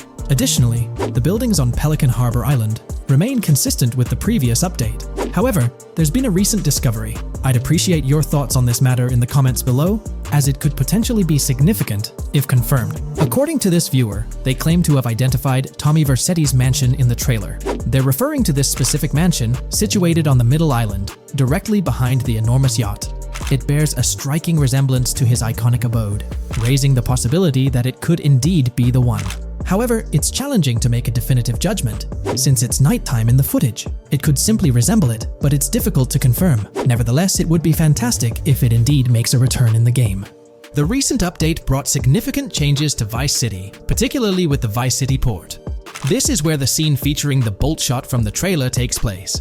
Now, we have a clearer understanding of its entire border, with some buildings identified. There are two speculative buildings, along with some confirmed ones. The bridges have been updated, and there have been adjustments to the speculated Raya Way. Furthermore, the FLP Solar Amphitheater has been relocated northward based on new evidence. The Vice City International Airport metro station has also undergone updates, aligning with new information from leaks. Notably, the airport now appears more complete, with an additional hangar. These encompass all the changes made to Vice City. Now let's shift our focus to the Grass Rivers, as they've also received updates. The speculative landmass along the west coast has been adjusted to accommodate the map expansion. Notably, the Lake SLW waterway now connects to the Grass Rivers, providing insight into the potential appearance of this swampy region on the map. A scene from the trailer showcased the Airbolt, a vehicle likely used for traversing these areas. Hamlet remains in its original position, serving as a parody of Homestead. It's interesting to note the location of the Shaka Shed, situated in the middle of the Grass Rivers, reminiscent of the shacks seen in Lemoyne in Red Dead Redemption 2. This suggests that this area may draw inspiration from its counterpart. Furthermore, I anticipate hunting to be quite intense in this region, given the presence of alligators, snakes, and lizards. The diverse wildlife, particularly at night, is bound to create a thrilling atmosphere. Additionally, changes have been made to the Gator Keys and the surrounding islands, as observed in the trailer. More specifically, there have been additions to speculative locations, such as Bird Key, based on new evidence. Additionally, some speculative areas across the map have been updated. That wraps up the analysis of the latest version of the GTA 6 mapping project. It'll be intriguing to see how closely it aligns with the actual map. Moreover, let's delve into a fascinating comparison between this latest version and all the other maps in the GTA series. Take a look at this comparison. On the left side, you'll find the latest version of the GTA 6 mapping project. Above it, there's the map of North Yankton from GTA 5. To the right of the North Yankton map, you'll see the island of Copico from GTA Online. Next to Copico, there's the GTA 5 map. Below that, we have the GTA 4 map. Below the GTA 4 map, are the maps of Liberty City and GTA 3. And finally, at the bottom, there's the map of GTA San Andreas. One of the first things I noticed is how compact the GTA 4 map appears compared to others. Despite its small size, it boasted greater density than the GTA V map. Streets were closely packed, and every inch of space was utilized efficiently. Anyone who's played GTA 4 can attest to the unparalleled density of its city, brimming with intricate details. I anticipate a similar level of density and attention to detail in the GTA 6 map. Considering the vastness of the GTA 4 map, despite its modest size, I expect the density in GTA 6 to match, if not surpass, that level. Even though GTA 6 is already approximately twice the size of the GTA 5 map, the addition of intricate details will make it feel even more expansive. Now, let's examine a comparison between the old GTA Vice City map and the latest version of the GTA 6 mapping project. The old Vice City map has been superimposed onto the new one, allowing for a visual comparison of the two. What caught my attention was the size of the GTA Vice City map, which is quite substantial. However, in GTA 6, improvements are expected across the board. There will be more buildings, positioned closer together, enhancing the overall design and creating a denser environment. I also wanted to discuss a map that's been generating a lot of buzz within the community. Someone utilized images from Google Maps to supplement the mapping project. This method offers a clearer perspective on how the game's environment might appear in terms of scale and layout. While this representation may exaggerate the city's size with an abundance of buildings, it provides insights into the length and layout of highways, which have been overlaid with speculative areas. Additionally, looking at Yorktown, despite the lack of details, its size hints at the potential scale of both Yorktown and Port Gorn. Furthermore, the top portion of the map may resemble the depiction, although details remain uncertain. Considering the vast array of features such as multiple airports, cities, small towns, mountains, hills, and swamps, it's evident that GTA 6's map is poised to be the most impressive in the series. There's little doubt that it will set a new standard. In today's video, we're delving into the character creation aspect of Grand Theft Auto 6 and exploring how in-game NPCs will be generated. We'll take a look at a recent patent filed by T2 Interactive, the parent company of Rockstar Games, which sheds light on the character creation process within the world of GTA 6. The patent reveals details about a new system developed by Rockstar Games, designed to streamline character creation and leverage the capabilities of current generation consoles more effectively. As game worlds grow in size and complexity, filling them with diverse and compelling characters and environments becomes increasingly challenging. Artists are tasked with creating every individual in-game object, from characters to buildings and interiors. As these worlds expand, the computational and design efforts required also increase. However, Rockstar Games has once again demonstrated innovation by developing a system that optimizes the rendering of 3D objects, ensuring efficiency without compromising on detail. This system addresses the challenges posed by the ever-expanding scope of game worlds. The patent we're examining in this video is titled System and Method for Game Object and Environment Generation. This video takes a deep dive into the generation of building interiors and characters within the expansive world being crafted by Rockstar Games. The patent starts off by providing an overview of how objects function within 3D spaces, as explained by Rockstar. Objects used in 3D graphics, often called assets, are a combination of geometry data, for example, the 3D model, and data for textures associated with the geometry data. An asset may be formed of one object, or it may be a composite object made from a combination of objects. The objects that form a composite object may in different contexts be used as independent assets unrelated to the composite object, or they may always be used as a subset of a larger object.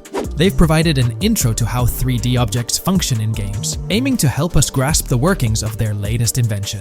Persons of skill in the art will recognize that many different sorts of assets, such as vehicles, can be made from collections of subcomponents. For example, one aspect of the game might require a room, say a dining room. That entire dining room could be considered one game asset, but it will likely be created from several other assets, such as a table, chairs, dishes, glasses, wallpaper, flooring, etc. The glasses and chairs are independent of the larger dining room asset. As another example, a virtual person in the game, such a background character in a scene, would also be an asset. A person asset might be made up of a number of interchangeable objects, such as legs, a torso, arms, a head, etc. Because the person is made up of interchangeable objects, a variety of different persona sets can be made by mixing and matching different constituent parts. But a body part like a torso might always be used as a subpart of a larger body object.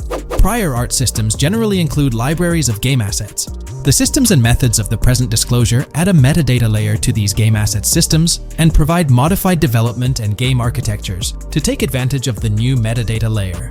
This metadata layer includes tags that are added to the object in order to provide useful descriptors. In a preferred embodiment, these descriptors are completely free-form and without context. This allows developers to specify information about objects as needed without having to be locked into a rich pre-configured schema. Rockstar's new system introduces an additional metadata layer and utilizes tags for enhanced functionality. In the next section, they provide examples illustrating how this tagging system will operate. For instance, characters and virtual beings within the game world will be assigned tags like skinny, chubby, average, attractive, ugly, young, old, and so on. They explain that this tagging system won't just apply to the 3D models or textures alone, but to the entire object package, which includes the model and its associated textures. Essentially, every aspect of a particular character will be tagged. For example, skin textures for elderly characters will be tagged as old, while arms and torsos for heavier characters will be tagged as chubby. They also list other tag examples provided by Rockstar, such as sporty, hipster, emo, preppy, nerdy, luxury, basic, new, worn out, business, and formal. Moreover, each component can have its own tag, and there can even be collections of assets with tags.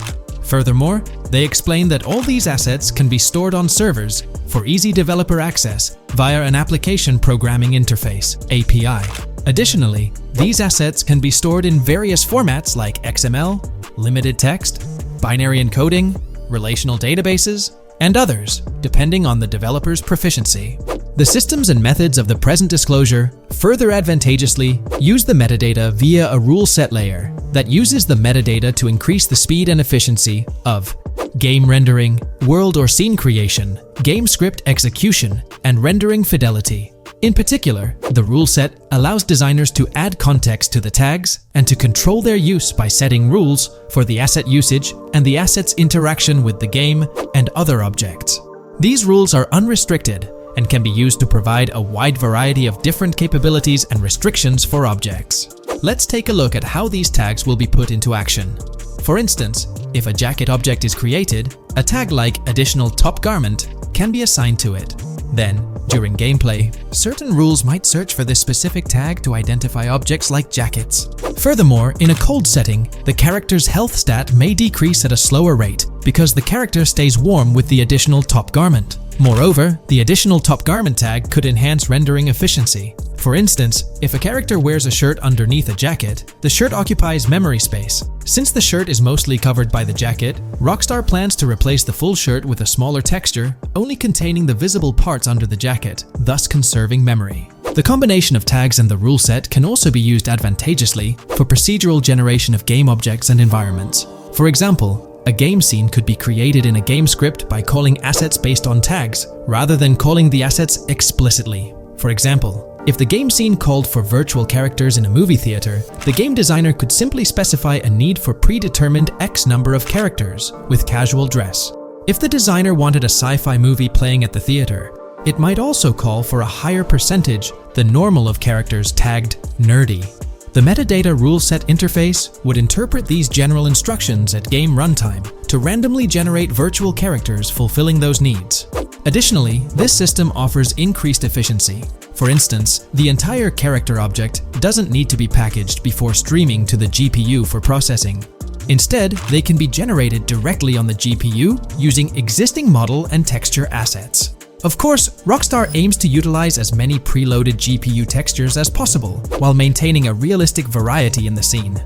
Moreover, this system allows them to control the number of preloaded textures used in a scene. For instance, more textures can be preloaded for complex scenes and fewer for simpler ones. The goal of this video is to provide an overview of the key aspects of this new system, so I won't delve into every example described in the patent. Turning to the details of the specified metadata, in a particularly advantageous embodiment, the following metadata is included for each model and texture: IDs, property tags, match tags, randomization restrictions, expression data, and optimization data. While this selection of metadata has been found advantageous, different groupings and subsets of these tags can be mixed and matched as needed to accomplish particular design goals without departing from the spirit and advantages of the present disclosed inventions. The uses embodiments, and benefits of each of these fields are described as follows. These elements constitute the metadata, and while I won't delve into each one individually, they essentially represent the various tagging methods Rockstar employs to organize models and textures. These tags facilitate accurate and efficient filtering and sorting of assets within the virtual world. I trust this video provided you with an understanding of the tagging system Rockstar has devised. I'm personally excited about the potential for greater NPC variety in this vast world. Feel free to share your thoughts in the comments below. In today's video, I'll be discussing the recent developments in the GTA 6 mapping project. We'll delve into the latest additions, including new locations featured in Trailer 1, adjustments to existing locations, refinements in certain areas, and exciting discoveries from the latest trailer, such as the yacht interior, surfboards, Princess Robot bubblegum, and more. Let's start by examining the mapping project itself. It's been some time since our last update on this front, and there have been notable changes to the map since then. This iteration represents the most recent version of the GTA 6 mapping project, spearheaded by Dupees 0R. Below, you'll find a roster of individuals who have contributed to this endeavor, and it's worth noting that this list has been recently updated. This project stands as the largest and most comprehensive effort within the fan community, with the goal of predicting the map of GTA 6 as accurately as possible prior to its official unveiling. Dupees0R mentioned that there's still an extensive list of elements to incorporate and modify, but for now, this update suffices. Anticipate further alterations to the map in subsequent updates. This iteration represents the latest version of the GTA 6 mapping project. Notable adjustments have been made to the legend and the manner in which various elements are annotated on the map. All markers now include viewing cones to indicate their general viewing direction. However, it's important to note that the angle of these cones is merely symbolic. Additionally, speculative location markers have been updated with red outlines to differentiate them from non-location markers. Furthermore, coordinate markers now display their corresponding clip names for easier identification. Changes have also been made to the naming conventions in the key section. For instance, you'll notice that the markers now include the names of the clips they are derived from. Let's delve into the alterations specific to Vice City. The angles of Rock Ridge and Stockyard have been tweaked to align with calculations/evidence and to better match the coordinates. By observing the outlines, you can see that both the Rock Ridge and Stockyard areas have been subtly adjusted, ensuring a more cohesive layout. There's a noticeable improvement in alignment. A notable update to the map is this section here. Previously, absent features have been incorporated from the edges of one of Rock Ridge's mini-maps, and adjustments have been made to the water's edge in that vicinity, now depicted in dark green to indicate the genuine boundaries of this section of the Vice River. Additionally, several buildings in the Rock Ridge area have been identified, including the Rock Ridge Community Research Center, Miami Police Department, Venture Apartments, Orange and Pink, 7071 Warren Thacker Manor, inspired by Martin Fine Villa, Palace Cafe and Diary, all sourced from leaks. Furthermore, there are two speculative markers outlined in red, representing locations from the trailer. One in Rock Ridge is speculated to be the Hammer Hamlet Ladies location, while the other marks the high roller scene from the trailer. You can find the timestamps for both scenes on the map. Updates have been made to the route of the I-404, incorporating new evidence. This includes adjustments in Vice Beach and the positioning of the road near Rock Ridge. Notably, there have been alterations to the highway section near the airport. Additionally, speculative terrain and building positions in Washington Beach have been revised to align more closely with the evidence. Changes have been made to the shapes and locations of the Ritz-Carlton Bal Harbour, Akoya condos, and Jade Ocean condos. Furthermore, alongside the speculative road and landmass in the Bayfront Heights area, the Y Vice City and Gate/Continental hotels have been included in the Vice Beach vicinity. Additionally, several minor adjustments and fixes have been implemented. Regarding the Vice Beach area, there have been additions of new buildings supported by recent evidence. These include 200 Ocean Drive, 260 Ocean Drive, 1043 Washington Avenue, Beach Park Hotel, and Council Towers North. Moreover, over at Brickell Key Island, two new buildings, Brickell Key 1 and Brickell Key 2, have been introduced. Additionally, corrections have been made to the names of the Tequesta Point locations, accurately reflecting their respective positions. Now, let's shift our focus away from Vice City. Firstly, an error regarding St. Joseph has been rectified. Previously labeled in purple, it should have been marked in red to signify that this name hasn't been confirmed in the leaks, but is either speculative or based on real-life data. Moving westward towards Port Gellhorn, there have been notable additions to the leaked industrial area opposite the state prison, along with improvements to the prison itself. Several speculative structures, highlighted in red, including a water tower and industrial buildings, have been incorporated, along with a cell tower across from the prison. Heading south to the quays, significant improvements have been made. Adjustments to the landmass near the camera location, where the shot with the Dodal seaplane occurs, have been made based on speculative evidence. An airbase/runway has been added, along with guard booth and barriers visible in the trailer. Additionally, 2 speculative buildings marked in red, as well as the speculative naval area station, have been included. That wraps up all the updates to the GTA 6 mapping project. Share your thoughts in the comments below. There have been some significant changes with this update. But now, let's shift our attention to the discoveries made in the trailer. I also wanted to touch on these findings in this video. This marks the initial Reddit post. In the GTA 6 trailer, you can see through the yacht windows and see the interior even though it's very far away. However, in GTA 5, you can't at all see the interior even from close-up. We will probably get inside the yacht and maybe even houses, or at least see inside it. In the shot of the Venetian island, it's evident that there will be a high density of yachts. It seems that the boats will be easily accessible, and based on the leaked shot featuring Jason on a boat from 2022, it's probable that players will have the freedom to enter, drive, and explore yachts like the catamaran seen in the opening scene of the trailer. Now, on to the next discovery, surfboards. Know a lot of people been talking about surfing, and while there's still nothing indicating it being an interactive minigame, surfboards are in-game and seen in the trailer. Surfboards were in 5, but only on the tops of certain cars, and a few static ones sat the beach. What do you all think? Will surfboards act as decorations like they were in 5? Or will it be a fully fledged minigame? Personally, I'm not fully convinced yet, but if NPCs do have actual schedules/lives, I can't see things like surfboards just being static, especially at the beach. My guess is we'll see NPCs bring their own items to and from the beach, including surfboards, but the interactiveness is still in question. From the leaks, there hasn't been any information indicating that surfing will be an interactive activity in the game. Nonetheless, there have been numerous articles discussing this possibility, like the one mentioned here. Major GTA 6 leak allegedly hints at surfing to debut in series. The upcoming GTA 6, officially untitled, leaks are becoming more frequent and interesting, with a recent one revealing that the upcoming title will include new water sports, such as surfing.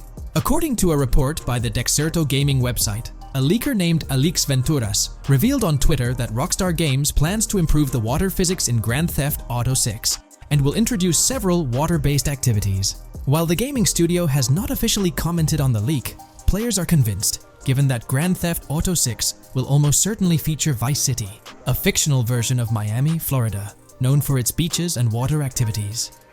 However, it's important to note that these rumors haven't been confirmed by either the official leaks or the trailer. It remains to be seen whether these surfboards will merely serve as decorations. Now, on to the next and final discovery I'd like to highlight in this video, which might just be your favorite. Princess Robot Bubblegum is confirmed to be in GTA 6. Just like the Righteous Slaughter game series, Princess Robot Bubblegum is seen on a shirt, and will most likely return with more episodes. The series originally appeared in The Ballad of Gay Tony, and again with more episodes in GTA 5, making this the 3rd appearance. If you haven't been keeping up with the latest news on GTA 6 in the past year, you might be surprised to learn just how much information has surfaced. Let's bring you up to date. Here's a rundown of everything we currently know about GTA 6. First, let's talk about the game engine. Developers have made significant tweaks to the Euphoria physics engine, enhancing ragdoll physics and overall game physics compared to GTA 5. Additionally, they're incorporating lighting and skybox systems akin to those seen in Red Dead Redemption 2, promising improvements like volumetric clouds and better lighting effects. Notably, leaks also hint at advanced weather systems, with heavy fog making an appearance, a feature less prevalent in GTA 5. Moving on to characters, while the main protagonists are Jason and Lucia, leaks have unveiled additional character names. Alongside Dre, who's distinct from Dr. Dre, there's Sam, a friend of Dre, and others like Kai, Wyman, Billy, Tit, yes, that's the name, Zach R.B. Shaw, Vicky, Iris, Shanice, Booby, and YJ. Surprisingly, we even have details about their heights in the game, with Lucia standing at 5'3" inches and Jason at 6'1". Wait, regarding the setting, we know of 3 different gangs in Vice City: San For San, a Haitian gang, the Guardia Brothers, and the Far Right Militia. These details paint an exciting picture of what to expect in GTA 6. We're also privy to a variety of items and tools in GTA 6. Among these are the auto dialer, binoculars, immobilizer bypass, cutoff tool, painkillers, pool cue, trauma kits, golf driver, food and drink, golf putter, USB drive, golf iron, crowbar, golf wedge, torch, slim gem tracker, jammer, duffel bag for looting, cigarettes, and a loot backpack. Furthermore, there's a confirmed list of weapons including a rocket launcher, assault rifle, baseball bat, polymer pistol, knife, bolt-action sniper rifle, Molotov cocktail, spear gun, which is intriguing, smoke grenade, compact SMG, flashbang, micro SMG, sniper rifle, heavy machine gun, auto rifle, and pump-action shotgun. The weapon wheel, much like in Red Dead Redemption 2, will be divided into 3 sections: weapons, equipment, and gear.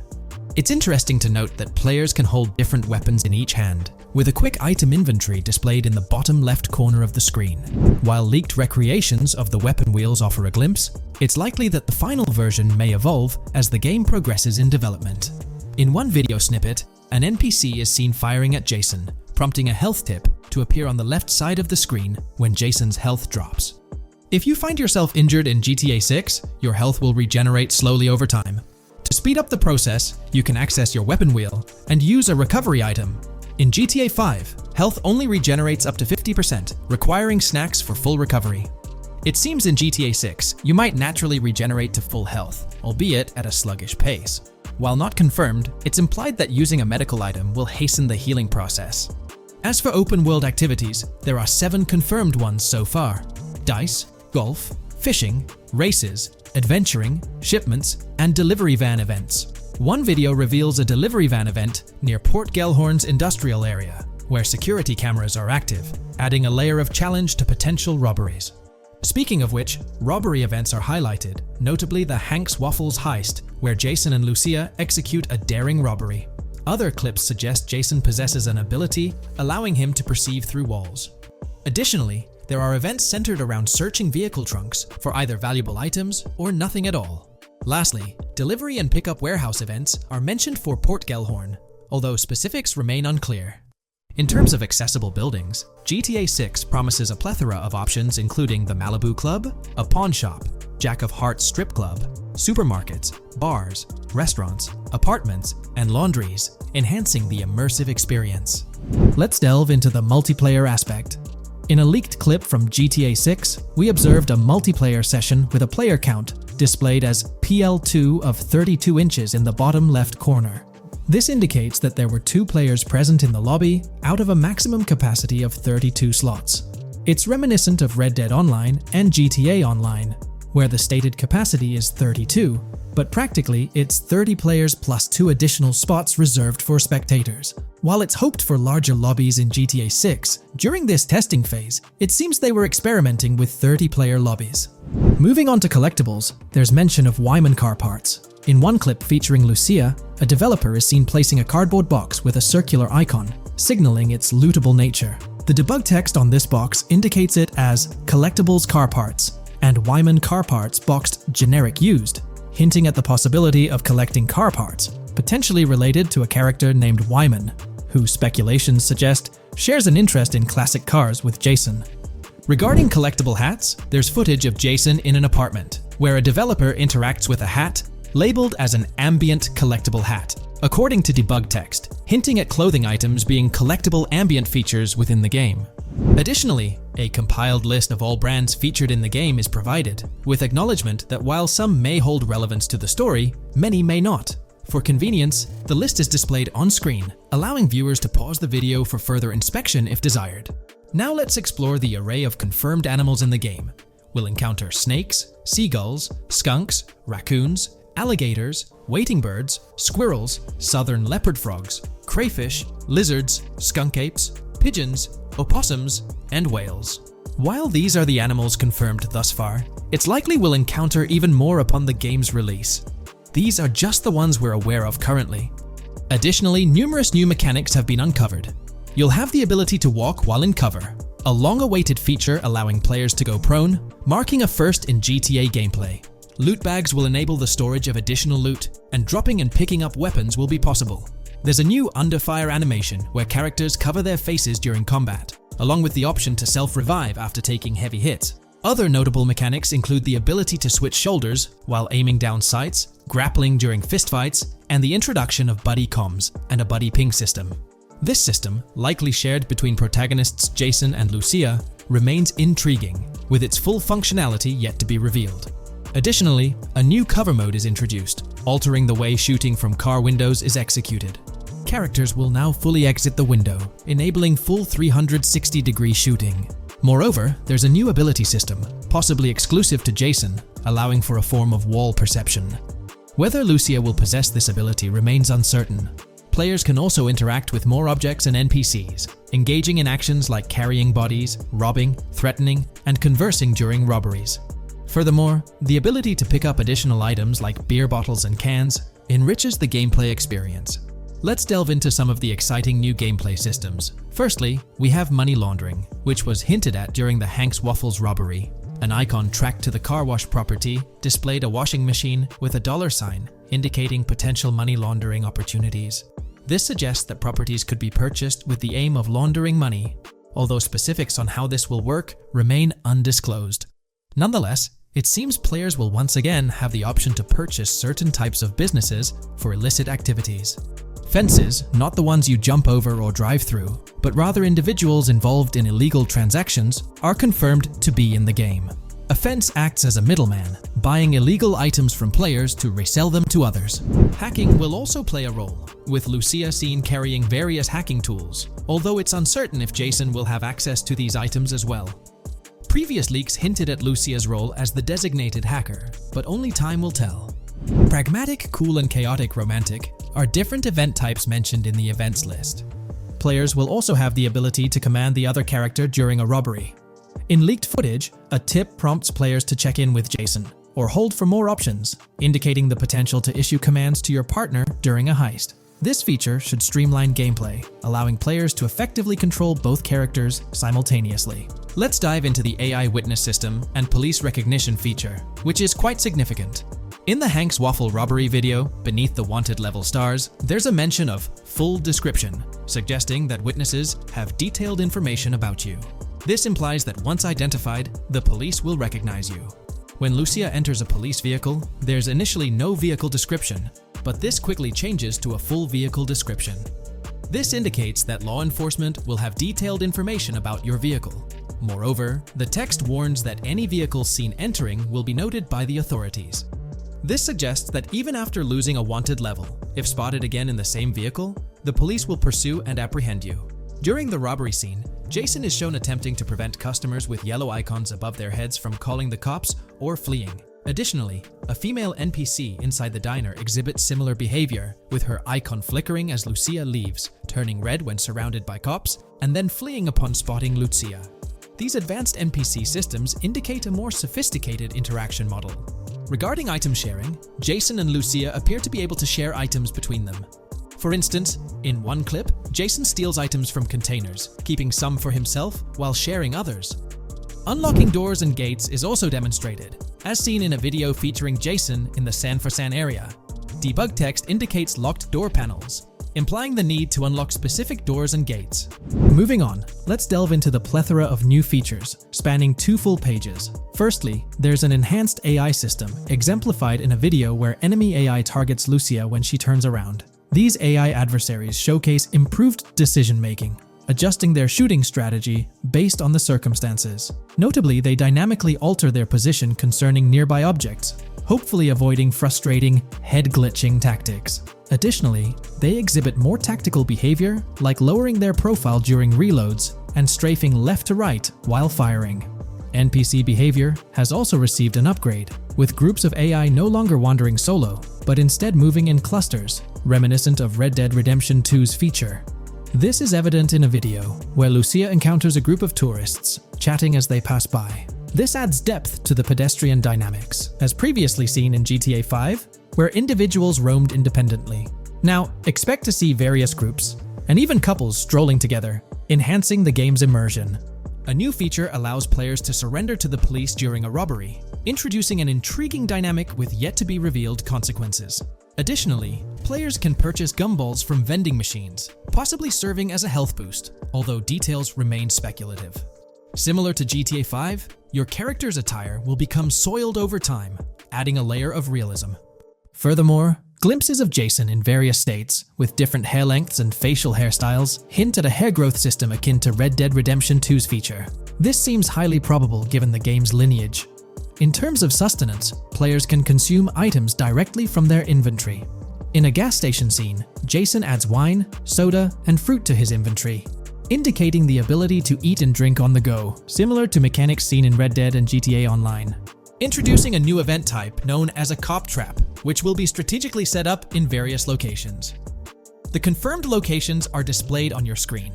This indicates that law enforcement will deploy different tactics to ensnare you. Alongside this, there's a new police system known as Time Until Cops Dispatch. Now, when you commit a crime, the police won't immediately appear. Instead, you'll have a brief window to evade capture before law enforcement starts converging on your location. Security cameras play a role in surveillance, but their functionality differs from GTA Online. Instead of instant detection, there's a detection meter akin to games like Payday 2 or 3. As the meter fills up, you'll need to break line of sight within a certain time frame to avoid detection. Players will also have the ability to restrain NPCs, primarily through zip ties, as seen in leaked footage. This feature adds a new layer to robberies, allowing for more control over the situation. Furthermore, players can loot vehicles, as shown briefly in the Hank's Waffles video. A button prompt to examine SUV appears, suggesting the opportunity to inspect random vehicles and potentially pilfer valuables from them. In GTA 6, expect an enhanced car hijacking system. For instance, the presence of the immobilizer bypass suggests that stealing luxury cars will be more challenging. Additionally, an item called a Slim Jim will be utilized to unlock older vehicles, indicating increased difficulty in car theft. Moreover, there are events that allude to the possibility of failing to steal a car, with distinct scenarios like Steal Car in Progress and Steal Car Fail, showcasing potential mishaps. Two intriguing events, Carjacking-Cat and Carjacking-Advanced AI, hint at further complexities in vehicle-related activities. The game boasts improved vehicle damage and handling, evident in clips where car crashes exhibit more realistic effects, such as front fenders splitting apart and car hoods bending realistically. Furthermore, car interiors now feature a functional GPS and waypoint system, enhancing the immersion, especially in first-person driving. Additionally, players have the option to enter a car from the passenger seat, adding a touch of realism to the gameplay experience. Considering these details, it's evident that GTA 6 prioritizes intricate design elements, as evidenced by the meticulous attention to detail throughout the game. In GTA 6, expect to encounter raccoons scouring through trash cans and pilfering food bags. This is evident in the game files, where 3 world events, Raccoon Climb Out of Garbage, Raccoon Rummage Trash, and Raccoon Steal Food B, are documented. While there are numerous intricate details to delve into, if you find this level of detail intriguing, you can find more information in the provided link below, specifically on pages 19 and 20. As for sound design, it's no surprise that sound will be more realistic in GTA 6.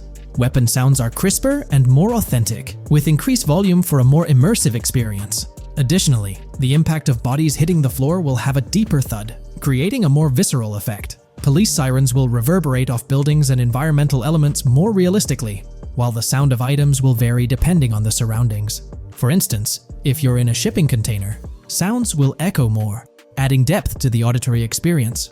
Overall, these sound enhancements aim to emulate real-life scenarios more accurately, contributing to the game's realism.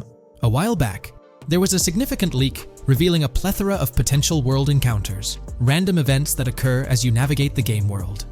I've displayed these on your screen, and while I won't go through each one, you'll notice they're quite fascinating.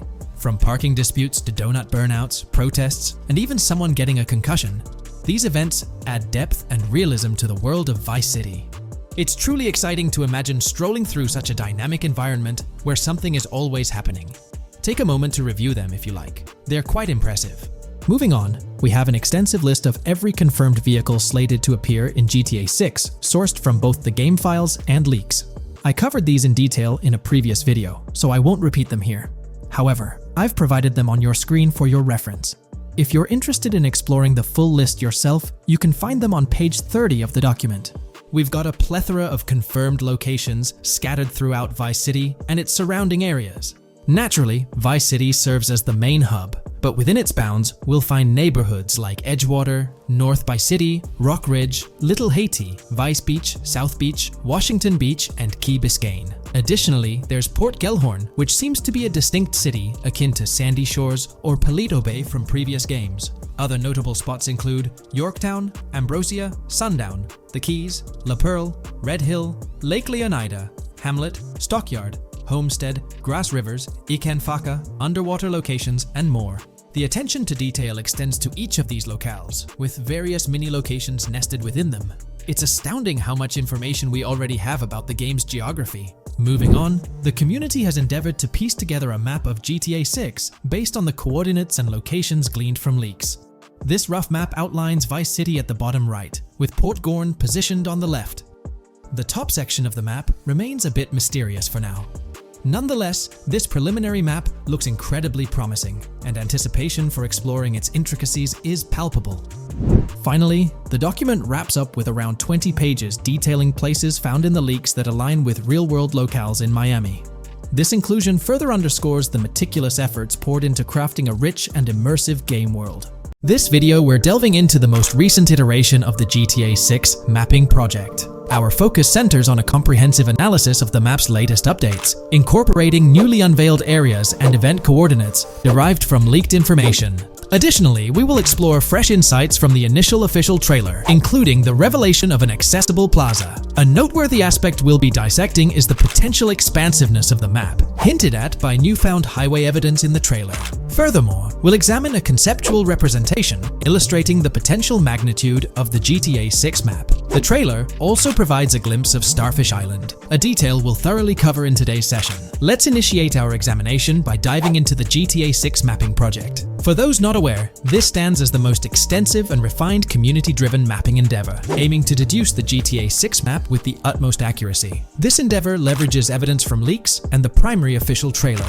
In our previous map analysis, we scrutinized significant alterations in the Port Gorn and Grass Rivers areas, expanding the map to an impressive 18 by 8 kilometers. However, today's exploration will predominantly focus on alterations in the Vice City region. Rumors suggest that the GTA 6 map will encompass 3 major cities, with Vice City and Port Gorn being the identified urban centers so far. Vice City, drawing inspiration from Miami, and Port Gellhorn, a fusion of Gulf cities in Florida. The speculated third city could possibly be modeled after Orlando or Tampa. Earlier rumors hinted at Yorktown being the third city, approximately aligning with Tampa's location. However, intriguingly, structures observed in leaked material from Port Gorn were reminiscent of Panama City. Rockstar appears to amalgamate elements from distinct cities to craft a unique virtual landscape. Turning our attention specifically to Vice City, notable modifications are discernible in the Stockyard and Crosstown area. While these alterations may not be immediately apparent, a thorough comparison with the prior map iteration reveals notable changes in street layouts for improved connectivity. Building positions, including the relocation of the Jack of Hearts nightclub, featured in leaks and the trailer, signify significant shifts. Adjacent structures visible in the trailer's music video shoot scene have undergone subtle rearrangements. A noteworthy addition to the GTA 6 mapping project encompasses events gleaned from leaks, introducing a dynamic layer to our understanding of the evolving landscape. At present, we've pinpointed 4 events on the map, marked by light blue dots. These events include the missing persons poster at the liquor store, the big cat cage roof at Everyday Art Elephant, and the Everyday Art Sidewalk Creep, all clustered around the Crosstown SL Stockyard area. Meanwhile, there have been notable changes in the Vice River area, with some buildings rearranged and brought closer to the river. The overall shape of this area has also been altered, and a new marina building near the airport has been introduced, based on recent evidence. Another significant alteration concerns the incorporation of Ica and Belleville into Vice City. While their status remains speculative, with their names displayed in red, Ica is purportedly inspired by Alapata, a neighborhood in Miami-Dade, while Belleville draws parallels with Brownsville. Formerly perceived as small towns on the outskirts of Vice City, they're now considered part of the Vicedale neighborhoods, following fresh evidence. This reclassification potentially places scenes like the police officer pursuing the overweight individual in the Belleville neighborhood. Furthermore, a notable discovery linked to Tommy Vercetti's mansion has surfaced. Star Island's inclusion in the game has been confirmed, evidenced by its appearance behind the Rockstar Games title, and in a scene featuring a bikini-clad woman. This revelation solidifies its status as a game location, with strong ties to to the original Starfish Island from GTA Vice City, where Vercetti's estate was situated. The prospect of encountering the mansion in-game, whether as an accessible structure or an abandoned relic, remains uncertain but tantalizing. The mention of Star Island remains speculative, as indicated by its red font, leaving the possibility open for it to be renamed Starfish Island or something else. These developments encapsulate the latest updates to the GTA 6 mapping project. Additionally, let's delve into a Reddit post that has garnered attention. I'm still very intrigued by the prospect. This is a full accessible plaza. The full access plaza featured in the trailer has piqued my curiosity. This snapshot is captured during a scene where Jason and Lucia evade the police momentarily. Positioned on the right side of the frame is a sign, presumably denoting a mall within the game. Notably, several brand names, including Kowalski, Kalis, Scala, and Alpha, are visible on this sign. Furthermore, a portion of the mall's name briefly appears, starting with Ever. Could it be Evergreen Plaza or another variation? The answer remains elusive, and we'll have to await further developments to unravel this mystery. I can pretty much bet on it that this shit will indeed be fully accessible. Most of the signs on that structure look to be clothing and accessory shops, which would easily mean it's accessible to us. I'm really hoping the mall makes a return in this one and will serve kind of as a player hub when online drops. Oh, that would be good. Maybe a spot where you can't attack. Could meet people to join up for races, heists, etc. That would be pretty neat. Now let's shift our focus to some additional findings that might provide evidence for the existence of the third major city in GTA 6. Furthermore, we'll explore why the actual map size of GTA 6 could potentially surpass the estimations derived from the mapping project. Possible map length. Since we don't know what's in the northern part of the map, and we're not sure if it ends where the current mapping project suggests, I thought the map could look something like this. I get that a map like this might be 4 times bigger than GTA 5, so it could be a lot, but we can't be sure about Rockstar's plans. I also think so, because on the east coast of the current map, we have Vice City's predicted beach areas going almost to the very top. Kind of feels like the map shouldn't just end there. And if Port Gellhorn is based on Fort Myers, then maybe Tampa and Orlando could be there too. But with the current borders, there's not enough space even for a small town. Also, shaped like this, the map would resemble actual Florida more. What do you think? Now, here's something to ponder. If the map indeed resembles this depiction, it would be quite astonishing. It's intriguing how the leaks have remained silent about the northern portion of the map. I'm curious to hear your thoughts in the comments. How far north do you speculate the map extends? Do you reckon it's just slightly beyond what's revealed in the mapping project? Or could there be a substantial unseen territory? Shifting gears, let's delve into a significant discovery. An observation on the size of the map using highway exits as a guide. I believe that 2 blink and you'll miss them shots from the trailer, combined with something I saw in the leaks, have given us a serious hint as to just how big the map for GTA VZ might turn out to be, specifically north-south. The first is the shot of the man grabbing his crotch while stopped on the side of the highway. Specifically, the highway exit signs in the background. They suggest that this shot is being taken from just north of exit 14 on the highway, if turning left has you going east and turning right has you going west. What's more,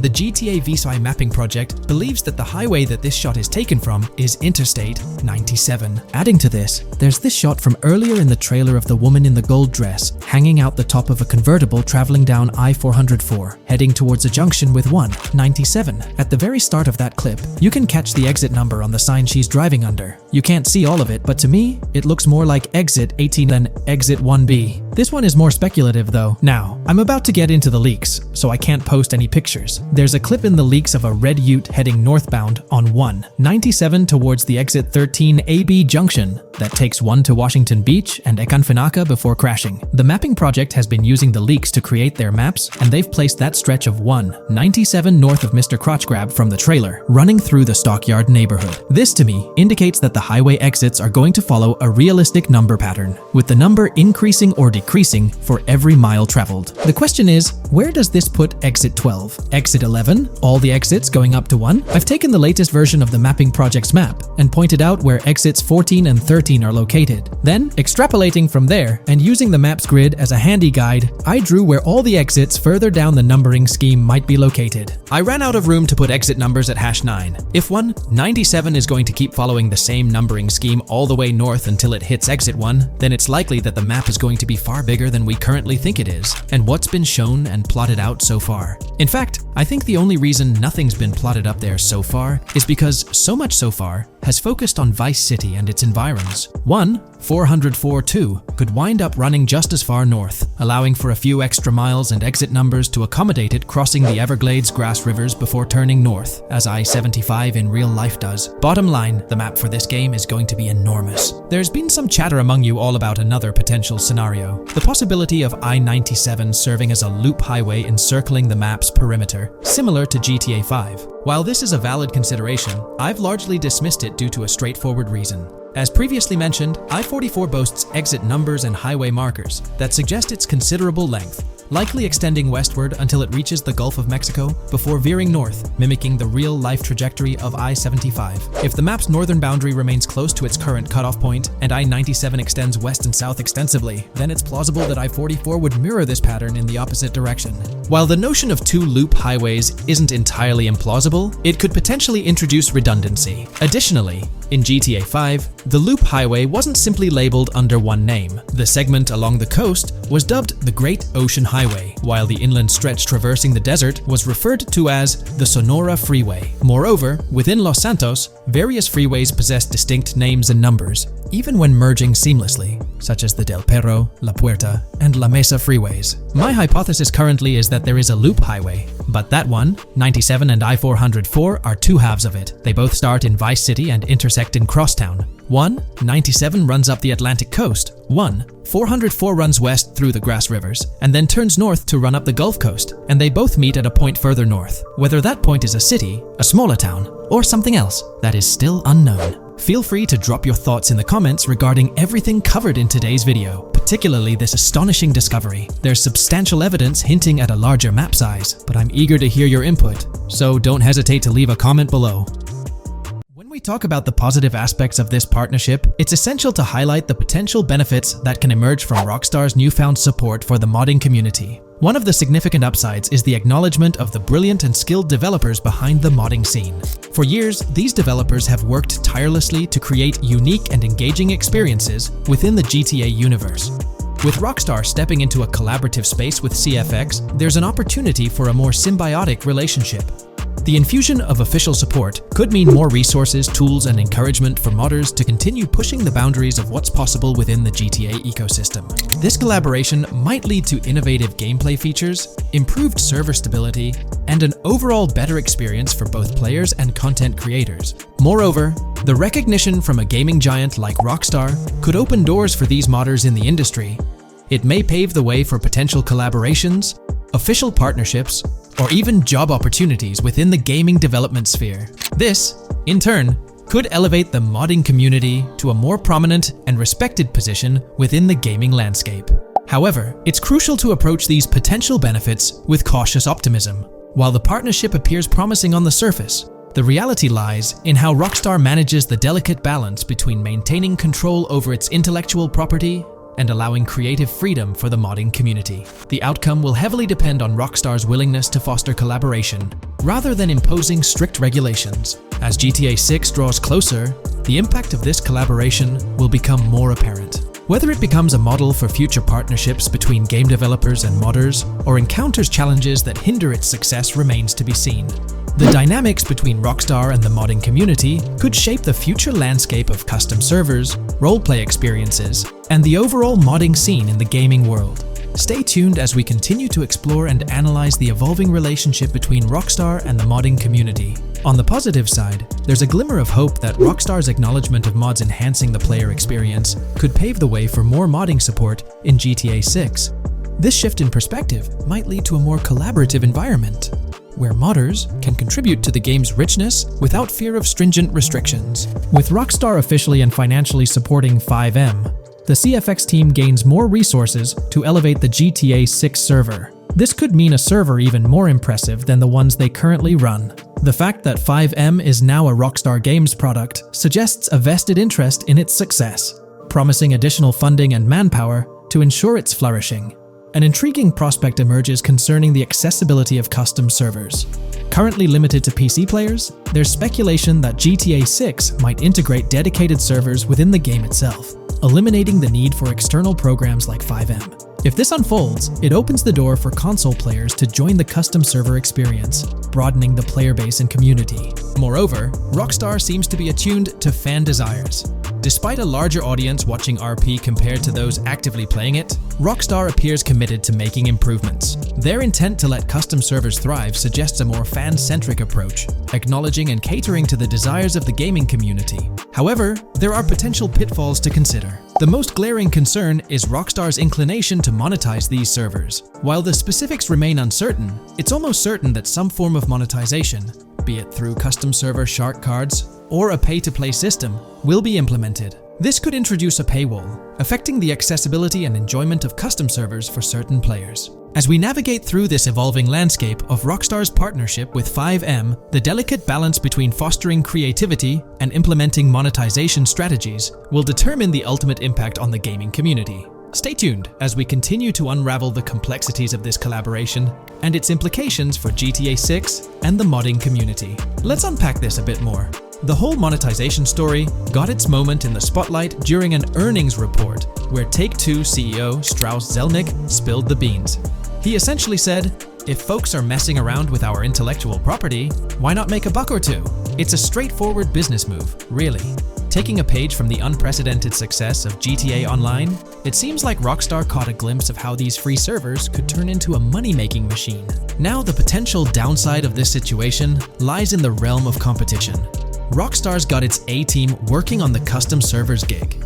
That means anyone outside the Rockstar circle trying to whip up something akin to FiveM is practically painting a target on themselves for a cease and desist. Let's face it, Rockstar might have eyed this strategic move with FiveM from the get-go. However, with those servers gaining crazy popularity and the game becoming a sensation on Twitch and YouTube, shutting it down wouldn't have been the smart play. Instead, they pulled off a masterstroke, acquiring the team behind the biggest servers, effectively cornering the market and positioning themselves to profit from any potential imitators. Now, with GTA 6 on the horizon and servers in the works, Rockstar's sitting pretty. Some in the gaming community are even giving them a nod for finally throwing a bone to the community.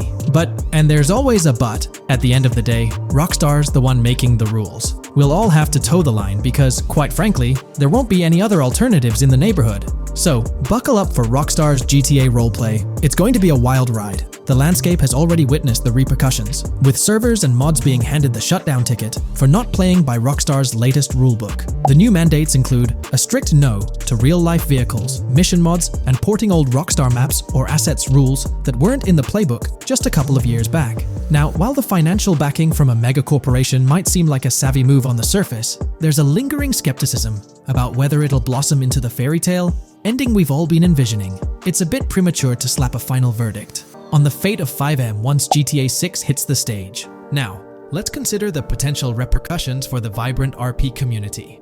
While the partnership between Rockstar and FiveM could bring about positive changes, there's an underlying worry within the RP enthusiasts. The fear is that with increased control and potential monetization, the organic and immersive RP experiences that players have come to love might face disruptions.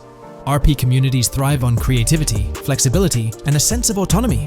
If Rockstar's influence leads to more rigid guidelines, it could alter the dynamic of these communities, potentially affecting the unique narratives and interactions that make RP servers so engaging. As we contemplate the potential impact, it's essential to look beyond the immediate horizon of GTA 6. The dynamics established through this collaboration could set a precedent for future interactions between gaming giants and modding communities across various games. Whether it becomes a model to be emulated or a cautionary tale will be closely watched by both players and industry stakeholders. The future of FiveM and the broader modding community remains uncertain as GTA 6 inches closer to release. While concerns exist, there's also room for hope. The collaboration might lead to a harmonious blend of official support and community-driven creativity, enhancing the gaming experience for everyone involved. As players, content creators, and modders navigate this uncharted territory, the one constant is the love for the game and the shared hope for a positive evolution in the gaming landscape. Taking a stroll down memory lane, Rockstar's track record with monetization doesn't exactly calm the nerves. Add to that the current scenario where they're laying down the law for the CFX team, dictating what's permissible and what's not. This conjures up a cloud of uncertainty regarding the future of both FiveM servers and the broader modding community. Personally, I'm a big fan of RP servers and that immersive content. It's my cup of tea. The idea that the same company that set the stage with GTA 5 might potentially tarnish FiveM, turning it into a monetized maze with no alternatives, that's a bit of a buzzkill.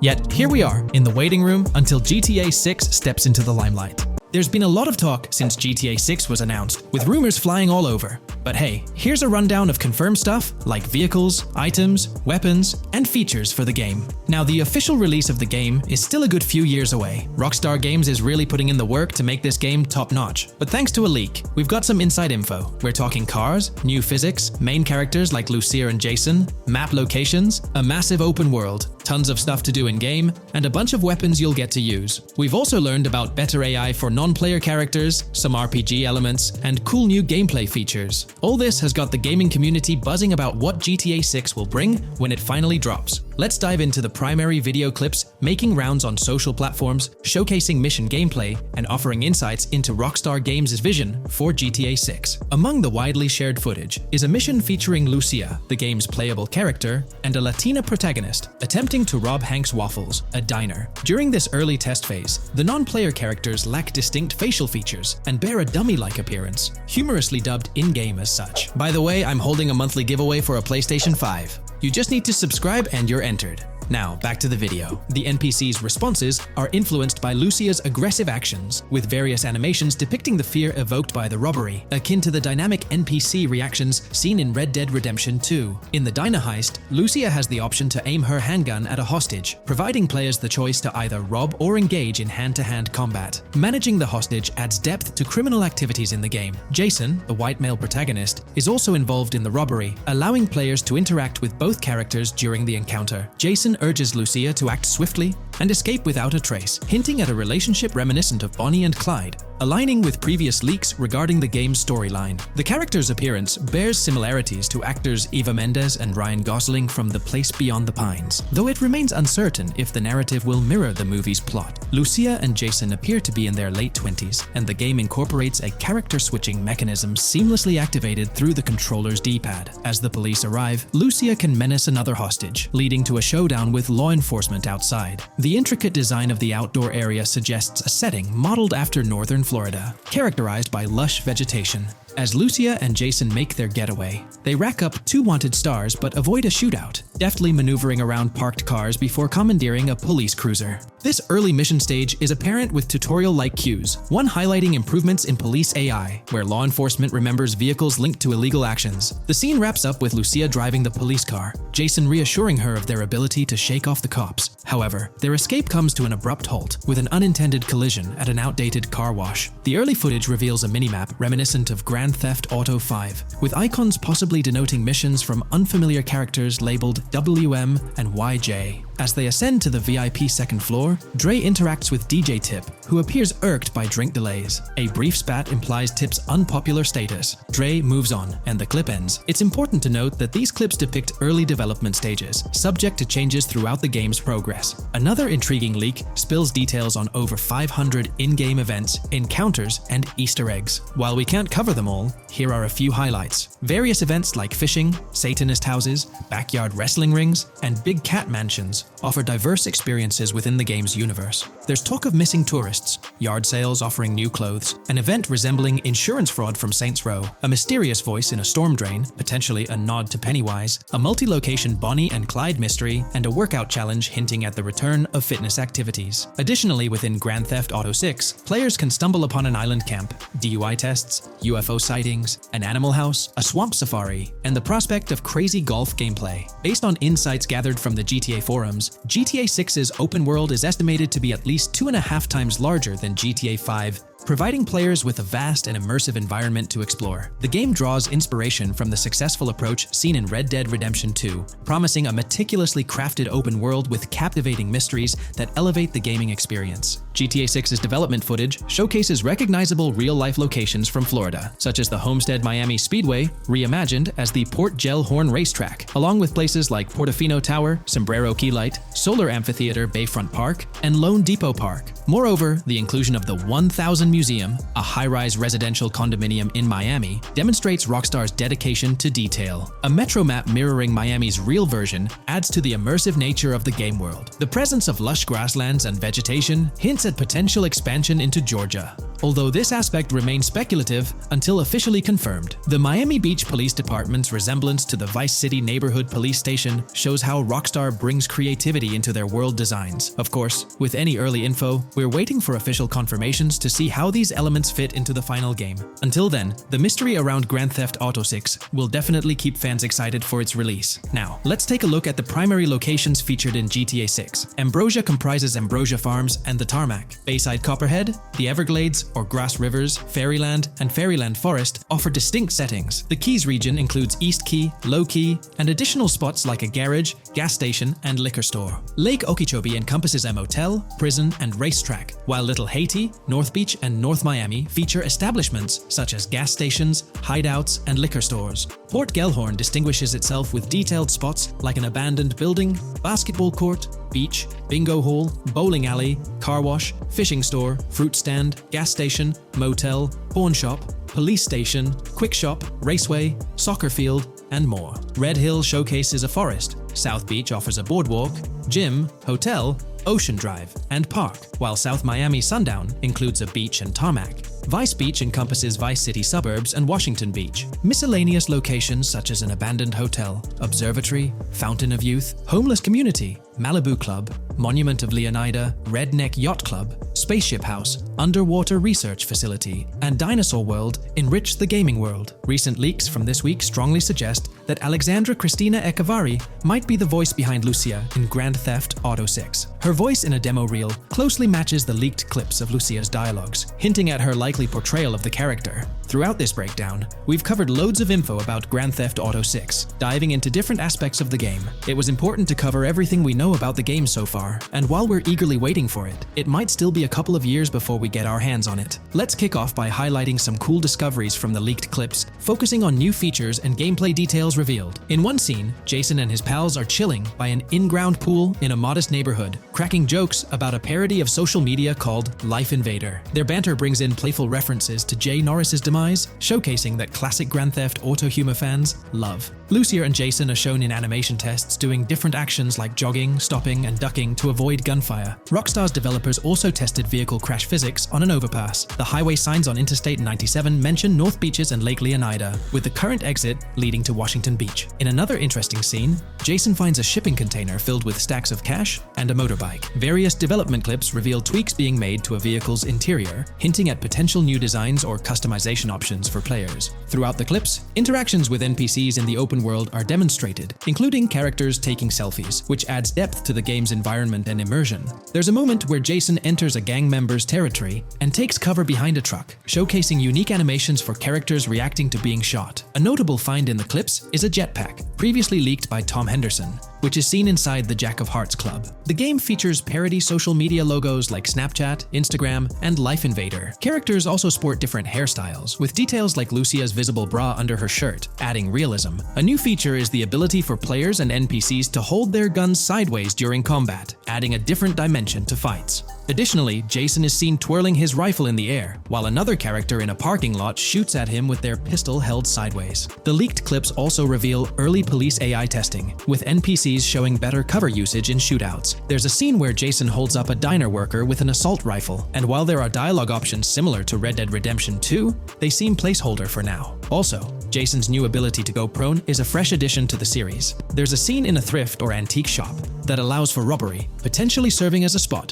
to sell stolen items, adding depth to the gameplay. Another feature borrowed from Red Dead Redemption 2 is the ability to pick up and carry bodies, which adds complexity to gameplay. Red Dead Redemption 2's influence can be seen in several other aspects of this game too. The game brings in several RPG elements, like managing food, drinks, sweat, fatigue, and even taming animals, giving players a deeper gameplay experience. References to mountain bike ramps and city bike rentals promise enjoyable cycling activities. The leaked clips mention a bunch of weapons, from firearms like pistols, shotguns, and rifles, to unusual ones like golf clubs, baseball bats, and crowbars. Players can also use equipment such as flashlights, binoculars, lockpicks, and more. Additionally, players can stay in motels and hotels, with the Kington Hotel being one of the options. There's even a pool party with live music for players to check out. References to the Everglades and wildlife like alligators, snakes, raccoons, and birds suggest diverse environments to explore. The weapon wheel system, similar to Red Dead Redemption 2, limits the number of weapons and items players can carry. Lucia can carry a loot bag, possibly used for robberies or stealing from different places. The inventory system allows players to carry health kits and other items for temporary boosts,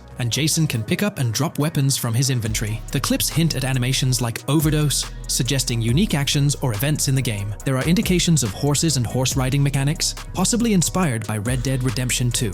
The open world is full of accessible places, including motels, metro stations, restaurants, pawn shops, and supermarkets. Little details like grabbing a gumball from a quick shop machine add to the overall vibe. A cool feature is the ability to shoot while swimming, adding a new layer to combat situations. All these diverse and interesting elements together promise an immersive and fun gaming experience in Grand Theft Auto 6. Let's dive into the cars of GTA 6. Shout out to the GTA forums for putting together this info. You can find links below to join the discussions. There's a bunch of confirmed vehicles. We're talking the Blista Compact, Ocelot Locust, and a car that looks like an early 90s Buick Skylark. Then there are some new cars without official names, like a 90s Chevy Caprice, a Chevy Malibu from 2016 onwards, a Chevy Sonic, and a Honda Accord from 2018 to 2022. And you know how Rockstar rolls, they'll give these cars their own funny names like they always do. There's more on the list too. Albany Primo, Benefactor Shafter LWB, a mix of Ford Explorer and Tahoe from the 90s or 2000s, a Toyota RAV4 from 2018 onwards, with a mix of Lexus NX style, and a Mercedes Grill, Pegassi Tauros, a 1980s Jeep CJA Scrambler, a 5th Gen F150, a G20 conversion van, a Brute Camper, Vapid Speedo, HV Mixer, Metro Mover, D-Class Sheriff SUV, Mobatsu Sanchez Livery, Nagasaki Street Blazer, a 1970s Ford Ranchero, a 1971 Buick Estate, an Albany Emperor, D-Class Turbo Sabre, Yoga Classic, the Contender, and Sadler. Moreover, gamers can anticipate a range of vehicles in Grand Theft Auto 6, including the Slam Van Pickup, Bobcat XL, an updated Regina, Alpha, Gauntlet Classic, Moonbeam Helion, Boxville Go Postal, an unidentified Albany vehicle drawing inspiration from a 1959 to 60 Cadillac, a Rebel, an unknown Asian sedan, a Ferrazzi or Feroci, Baller, Novak, Buffalo STX, Alpha and Feudo, a Benson NF 890, Buffalo without a sports bumper, and the Steyr and Landstalker. This extensive lineup promises an immersive and varied driving experience for players within the game. What's got you hyped about this game? Share your thoughts in the comments below.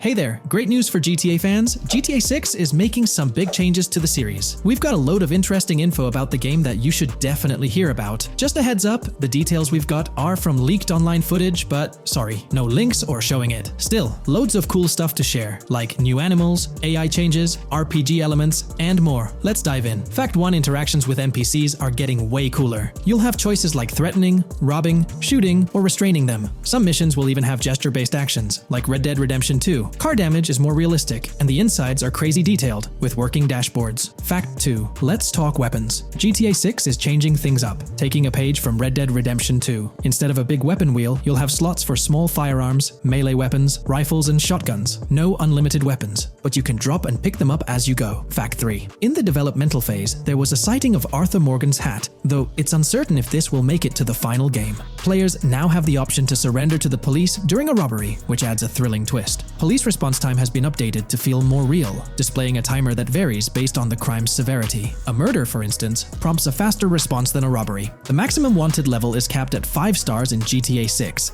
and the possibility of a 6-star level seems improbable in the current gameplay being developed. By the way, I'm holding a monthly giveaway for a PlayStation 5. You just need to subscribe and you're entered. Now, back to the video. Fact 4. Police AI has significantly improved from the last game. Instead of rushing in blindly, they now exhibit more realistic and intelligent behavior. If you commit a crime and flee in a vehicle, cops will note the specific vehicle and license plate, making evading them more challenging. Fact 5. Let's talk about the strong emphasis on indoor locations in GTA 6. There's a bunch of different interiors to explore, like nightclubs, motels, hotels, restaurants, pawn shops, supermarkets, fast food joints, gun stores, shooting ranges, and the Vice City metro station. Plus, they've added working elevators for a more immersive feel. Interestingly, there's a risk of players getting banned from stores, which adds a twist. Fact 6. Moving on to the characters. GTA 6 introduces two protagonists, Jason, played by Brian Zampella, and Lucia, portrayed by Alexandra C. Echevarri, who happens to be the franchise's first playable female character. You can switch between them instantly. They're also a couple, drawing inspiration from Bonnie and Clyde. Fact 7. Clothing in the game behaves realistically. You can wear accessories like sunglasses, watches, wristbands, and hats in different ways. The detail is pretty cool, with sweat, dirt, and wrinkles adding to the realism. Fact 8. GTA 6, internally dubbed Project Americas, had a codename during development, like GTA 5, called Rush, and Red Dead Redemption 2,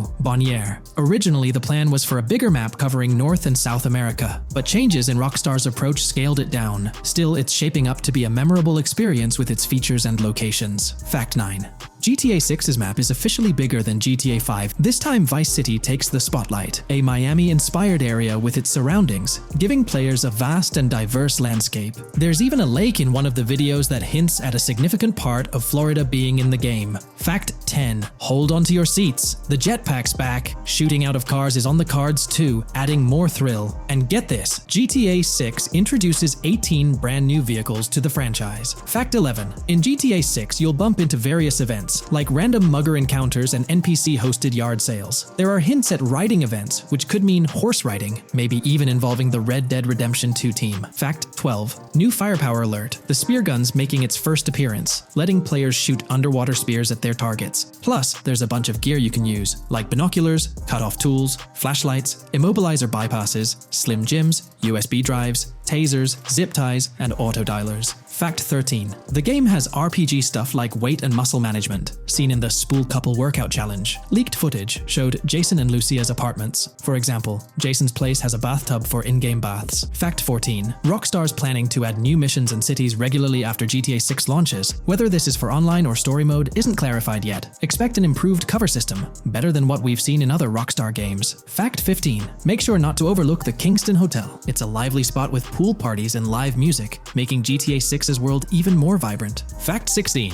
GTA 6 gets more interactive with working CCTV cameras that you can wreck. Be wary of cop traps, spots where cops wait to nab you, and be prepared for intense moments with dirty cop shakedown events. Fact 17. As part of the immersive feel, the game includes DUI sobriety tests, but it's unclear if they're for the player character or random NPCs. Rockstar's focus on detail shines, even with fully working gumball machines in the game. Fact 18. The gunplay in GTA 6 resembles what we've seen in Red Dead Redemption 2 and Max Payne 3. It might be worth giving those games a shot before GTA 6 comes out, if you haven't already. And activities? GTA 6 is loaded with options, from fishing and crazy golf to basketball, football, and soccer. There are gyms to work out in, a yacht club, and even a racetrack. Fact 19. Get ready for a modern-day setting. Post-GTA 5 events, the game is meticulously detailed, recreating many Miami landmarks like a grand tennis court, a bustling football stadium, and a vibrant amphitheater. The map includes an airport and a functional tram system with an airport stop. And that's not all. The Florida Keys and a swampy region, the grass rivers reminiscent of the Everglades, are part of the game. Players can ride swamp boats in this area. Fact 20 weapons are diverse in GTA 6. You've got melee options like golf clubs, pool cues, crowbars,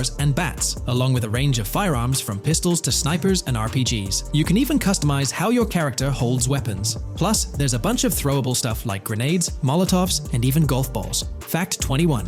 One major upgrade in GTA 6 is NPC behavior.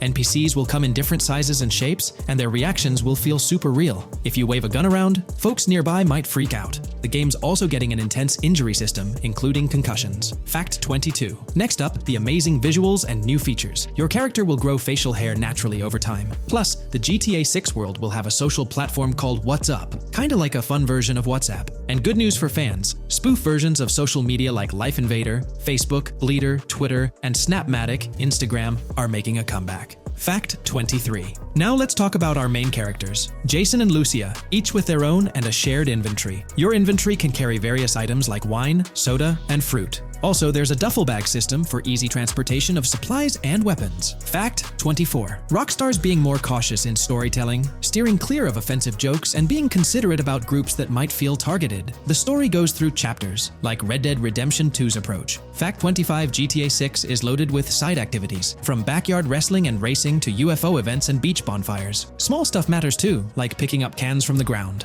Jason and Lucia, the main characters, have special abilities similar to those in GTA 5. Fact 26. Jason and Lucia's safe house is a motel, a hub for their activities. The game's world has various street gangs, each with its own vibe. Characters have different personalities like romantic, cool, pragmatic, chaotic, and pragmatic cool. Fact 27. Gameplay tweaks in GTA 6 include the ability to zip tie NPCs for stealth elements, and the option to carry bodies, adding depth to stealth mechanics. Fact 28. Robberies are a big deal in GTA 6, ranging from big heists to smaller scores. You've got easy scores like hitting bingo body shops, burnout skirts at Cafe Caraway, clothing stores, food trucks, massage parlors, and more. And now, there's even the chance to rob shipping containers, which adds a whole new level of excitement. Fact 29. Gameplay is stepping up. For the first time in GTA, you can crouch and go prone, bringing in some tactical vibes. RPG elements are also in, with hints about hunger leveling and animal interactions, adding depth to the game. Fact 30. Excitingly, the Malibu Club and Ocean View Hotel are back in GTA 6. There are hints at events like Lost at Sea Island Camp and Lost Plane, suggesting possible island scenarios like Guarma from an earlier game. Fact 31. While exploring, you'll meet loads of wildlife, alligators, bears, boars, dogs, snakes, raccoons, birds, frogs, bald cats, and rodents. You'll also spot symbols for plants and toxic waste around the game.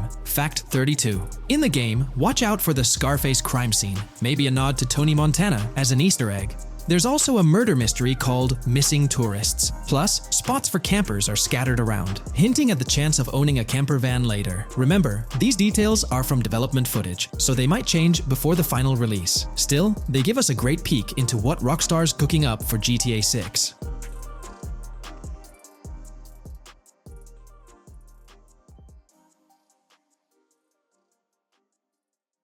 Today's video will delve into the upcoming changes to the AI systems in Grand Theft Auto 6 by Rockstar. We'll explore a patent that introduces a groundbreaking system unprecedented in gaming, promising a revolutionary shift in how AI operates within games. Additionally, we'll delve into other intricacies concerning AI and non-playable characters in GTA 6, including insights from a job listing at Rockstar's new LA studio, shedding light on NPC dialogue. We'll also examine NPC behaviors in response to their environment and their integration with social media, enhancing immersion and complexity in player interactions. Let's kick off with Rockstar's innovative AI system set to debut in Grand Theft Auto 6. Described by Rockstar as the most significant and immersive evolution of the series, the emphasis on immersion is evident in their patent filings. We'll focus on one particularly intriguing patent, unveiling a new system poised to revolutionize AI in gaming. Considering Rockstar's commitment to delivering the most immersive experience yet, it's evident that NPCs and AI will play pivotal roles. This patent specifically pertains to animations in GTA 6, aptly named System and Method for Virtual Character Locomotion. Back in 2020, Rockstar Games unveiled an innovative system that will debut in GTA 6. Now, the details might sound a bit complex, but essentially, this patent outlines a fresh approach to animating characters and imbuing them with dynamic intelligence. These characters will now possess a kind of virtual brain, allowing them to react to their environment, other NPCs, weather, and even their mood, influencing their animations on the fly. Before this advancement, each character's animation had to be painstakingly recorded in a studio equipped with motion capture technology. This process involved attaching markers to actors' suits and compiling animations into what's called an animation tree. This method was resource-intensive, limiting the variety of animations Rockstar could include in their games. For instance, in GTA 5 and Red Dead Redemption 2, each NPC had its own animation tree, containing all their actions. Animation trees essentially stack animations, blending them together seamlessly and transitioning between them based on player input and in-game conditions. Additionally, motion matching, a feature seen in GTA 5 and RDR2, automatically selects animations based on player actions and the surrounding environment. This results in fluid and lifelike character movements, such as running while shooting, creating a more immersive experience for players. With GTA 6, Rockstar introduces an innovative system designed to optimize resources and streamline animation data. This approach allows for more content within the game while offering a broader array of animations. It shares similarities with motion matching but diverges in its utilization of a new framework. Rather than relying on conventional animation trees, character animations will be predominantly data-driven, adapting dynamically to environmental cues. These animations will be categorized into distinct motion types, representing unique character styles. Each character will possess a designated motion type, enhancing the depth and realism of their movements. As an illustration, let's consider various states such as tired, injured, and normal, each corresponding to a set of animations.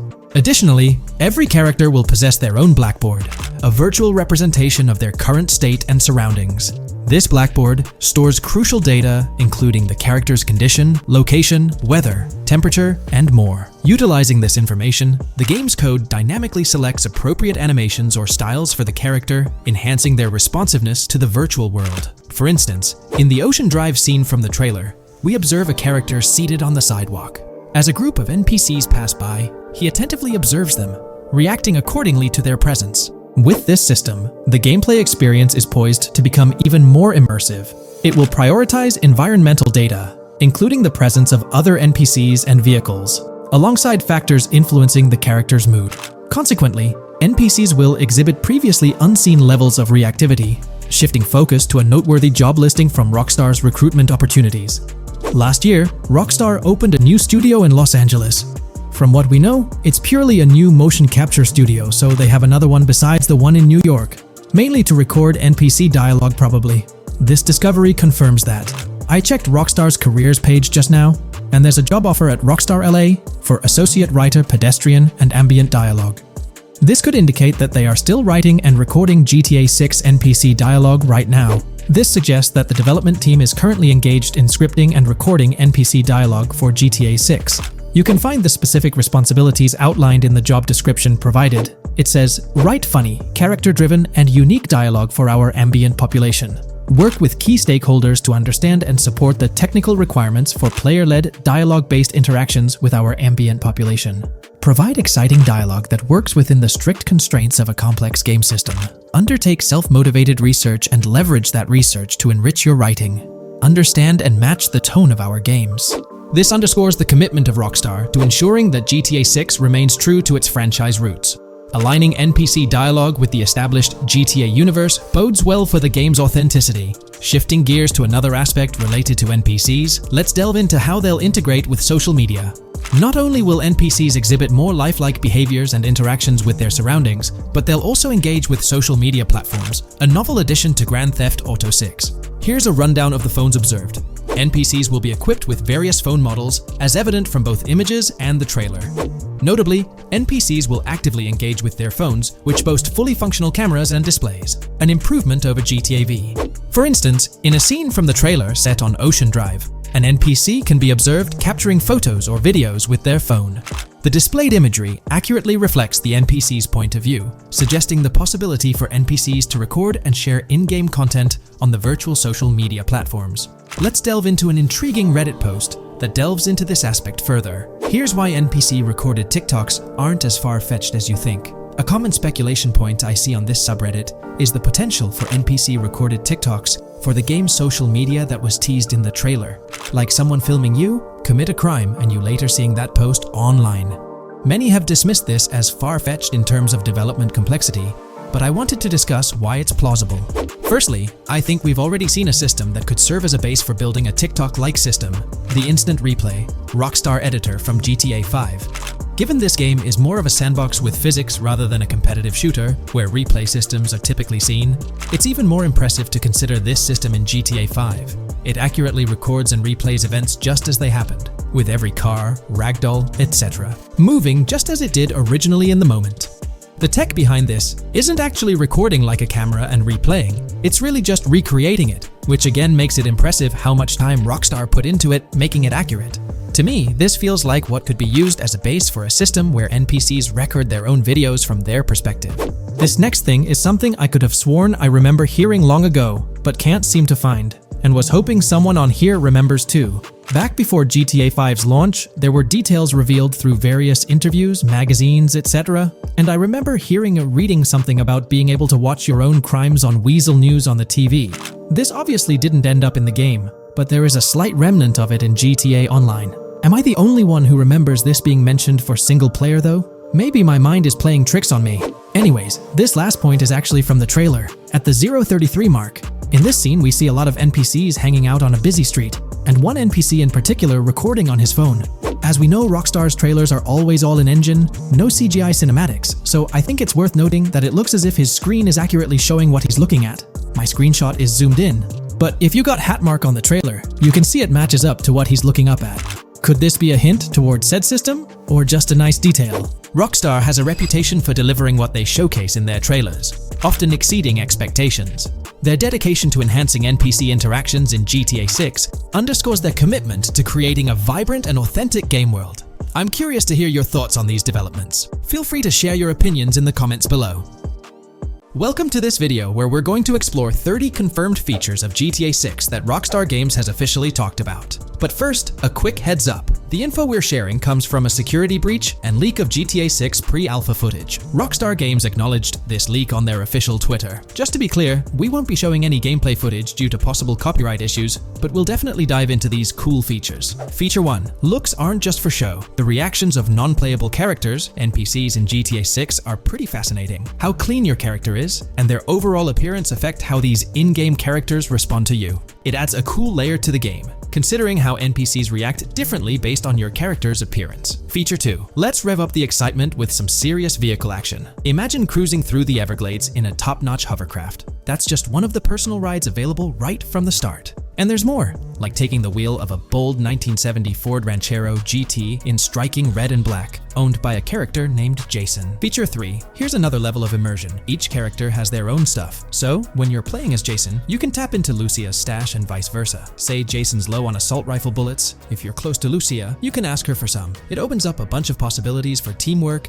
and sharing resources in the game. Feature 4. For all you die-hard GTA fans, there's a new clothing store in town called Arches. It's got a fresh collection to amp up your character's style. Feature 5. Let's talk graphics. In GTA 6, the clothes are seriously detailed. Wrinkles, dirt marks, and even sweat. Paying so much attention to clothing details makes the characters look super real, adding a ton of authenticity and making the game more immersive. Feature 6. While exploring the vast game world of GTA 6, you'll see a seamless mix of modern vehicles in urban areas and older ones in rural spots like the Everglades. It gives that cool GTA vibe, whether you're cruising in a flashy city car or taking a nostalgic drive in the countryside. GTA 6 has a bunch of wheels to fit whatever mood you're in. Feature 7. During certain heists, there's a timer showing when the cops will show up. Some think it's a developer thing, but it could mean players need to plan their heists well, syncing with the police response for a perfect score. That'd definitely add an exciting twist. Feature 8. I'm buzzing about this one. GTA 6 will feature a massive aquarium. Yes, you heard that right. Players get to explore an aquarium within the game, adding a cool new element to the gameplay. Feature 9. There's a limit on inventory space. Players can't stockpile an endless number of items. A smart move would involve rummaging through crates and storage spots at the docks to earn cash and gather valuable stuff, spicing up the gameplay. Feature 10. Here's something cool. In GTA 6, you're not stuck with your character's right side view like in GTA 5. Following Red Dead Redemption's lead, players can freely switch their character's preferred shoulder for a better view. It also changes which hand your character uses for weapons, making gameplay more immersive. Feature 11. GTA 6 adds a touch of reality with a dynamic day-night cycle. Shops don't stay open 24/7 anymore. Some close at night and reopen during the day, making the whole experience more immersive.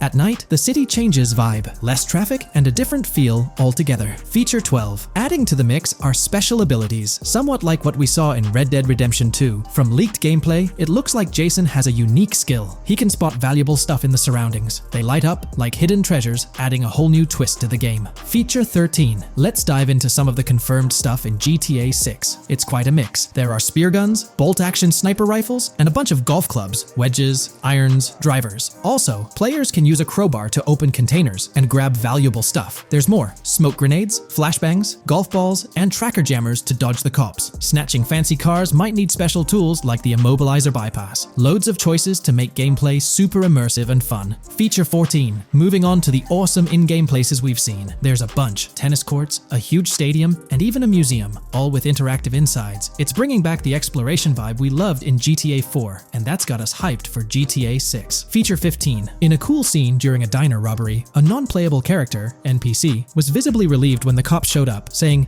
"Finally, thank heavens." This shows how smart the AI is in GTA 6, and it's a sign of Rockstar's attention to detail. Feature 16. Get ready for a huge and diverse map to roam around. GTA 6 covers the whole shebang of Vice City and its surroundings, offering tons to explore. You've got the bustling city, scenic beachfronts, Everglades-like grass rivers, the charm of Florida Keys, and the quaint Port Gellhorn. Port Gellhorn even gets its own police department, showing exploring different areas with their own rules, kind of like what we saw in Red Dead Redemption 2. So, where's your first stop in GTA 6? Drop your thoughts in the comments. Feature 17. Time for a tour of interiors in GTA 6. There's a bunch of places waiting to be discovered. One cool spot making a comeback is Escobar International Airport, giving us those Vice City vibes. Exploring the airport could unlock a load of side missions, opening up endless possibilities for adventures. Feature 18. Tourism's a big deal in GTA 6, making the game world feel alive. You'll stumble upon a clever take on a famous theme park, kinda like Disney World. It's a thrilling spot to dive into, and get this, there's even the International Space Station. Rockstar's really going all out to make GTA 6 an awesome experience. Feature 19.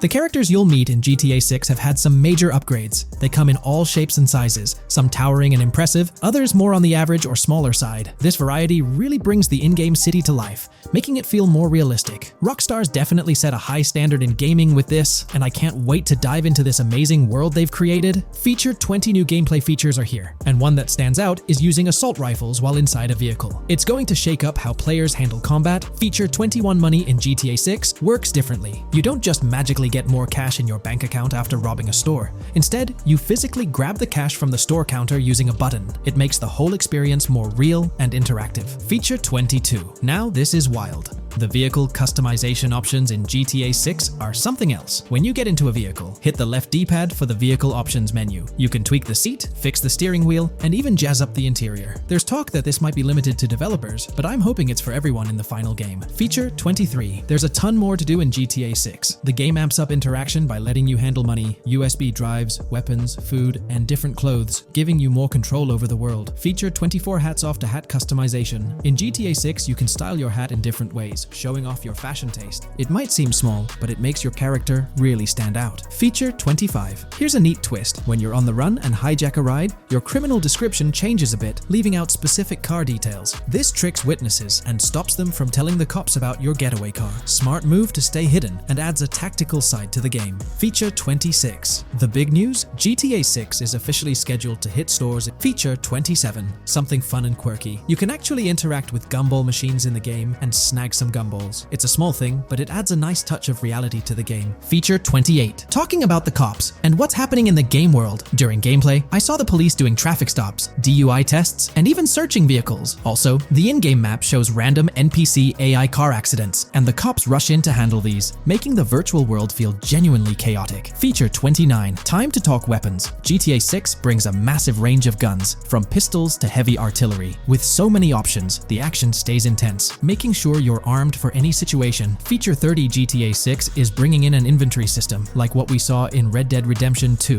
Looks like Lucia's got a sports bag hinting at that. Bonus features. Feature 31. Let's take a darker turn, handling bodies in the game. It adds a creepy level of realism. Players can deal with and move bodies, adding a whole different vibe to GTA 6. It'll be interesting to see how this affects the gameplay. Feature 32. NPCs in GTA 6 are shaping up to be super interesting. Rockstar's bringing in the immersive vibes we loved in Red Dead Redemption 2, and the potential here is huge. The improvements they've made could take the game to a whole new level. I'm super hyped to see what Rockstar's got up their sleeve. Feature 33 GTA 6 starts off with a bang, small-time heists, and the chance to rob small businesses, giving you a thrilling start. Feature 34. You'll get your hands on a bunch of tools to up your crime game in GTA 6. Lockpicks, hacking gadgets, and more are there to help you handle whatever challenges come your way. Having the right tools in your pocket makes the gameplay more lively and exciting.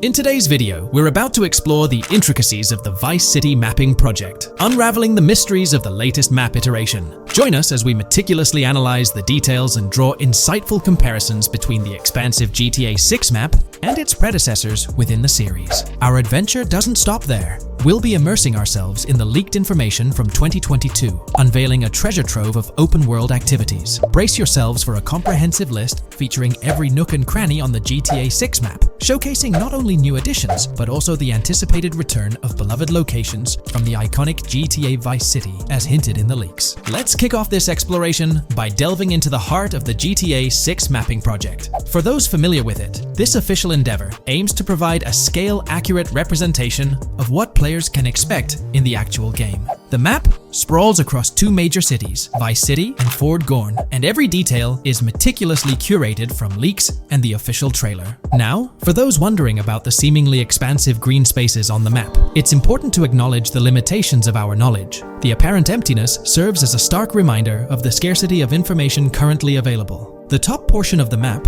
appearing cut off, isn't indicative of boundaries or future expansions, but is rather a canvas awaiting details yet to be unveiled. Addressing rumors about the map's size, speculation abounds that GTA 6 will boast 3 major cities. While Vice City and Port Gorn are confirmed, the third city remains shrouded in mystery. There's a buzz that it might be Yorktown, potentially located north of Port Gorn. However, specifics about the placement of these locations marked in red are still elusive. Now, let's delve into the exciting prospect of exploring key locations on the GTA 6 map.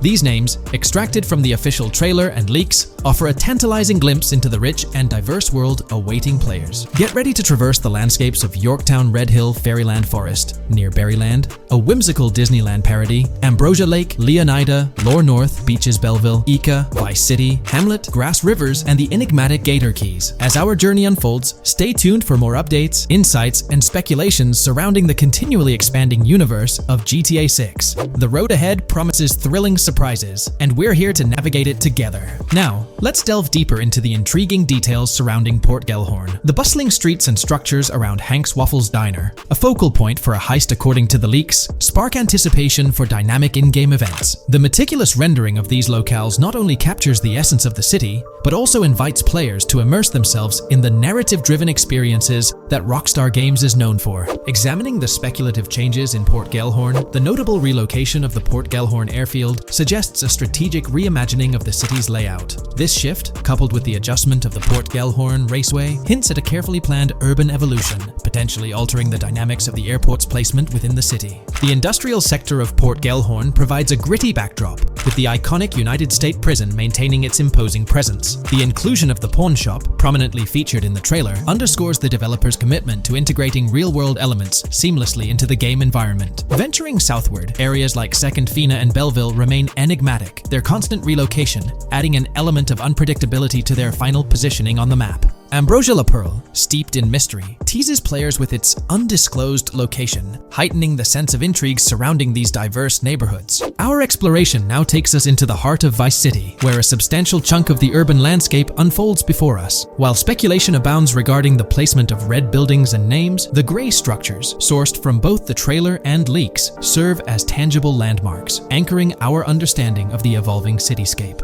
Vice Beach emerges as a vibrant district, adorned with numerous hotels that were meticulously analyzed in previous videos, providing a tangible link between the virtual world and its real-life counterparts. Washington Beach, with its diverse skyline, beckons players with promises of new adventures, enhanced by the improved streets of Stockyard, Little Haiti, Rock Ridge, and Crosstown, as showcased in the trailer footage. Descending further into the enchanting realm of Grass Rivers, we come across the enigmatic district of Hamlet, speculated to mirror the charm of Homestead. Yet, the persistent red designation leaves us tantalizingly in the dark about its precise location. This region reveals fascinating landmarks, including a power plant nestled at Turkey Point and a sewage treatment plant, painting a vivid picture of the industrial landscape, as gleaned from leaked footage. The presence of Grass Rivers itself, along with the mysterious Gator Keys and the alluring sundown, adds an extra layer of intrigue to this particular segment of the expansive GTA 6 map. A moment of appreciation is certainly due to the dedicated individuals steering the mapping project, whose commendable efforts grant fans an evolving and detailed peek into the GTA 6 world. Their commitment to accuracy and meticulous attention to detail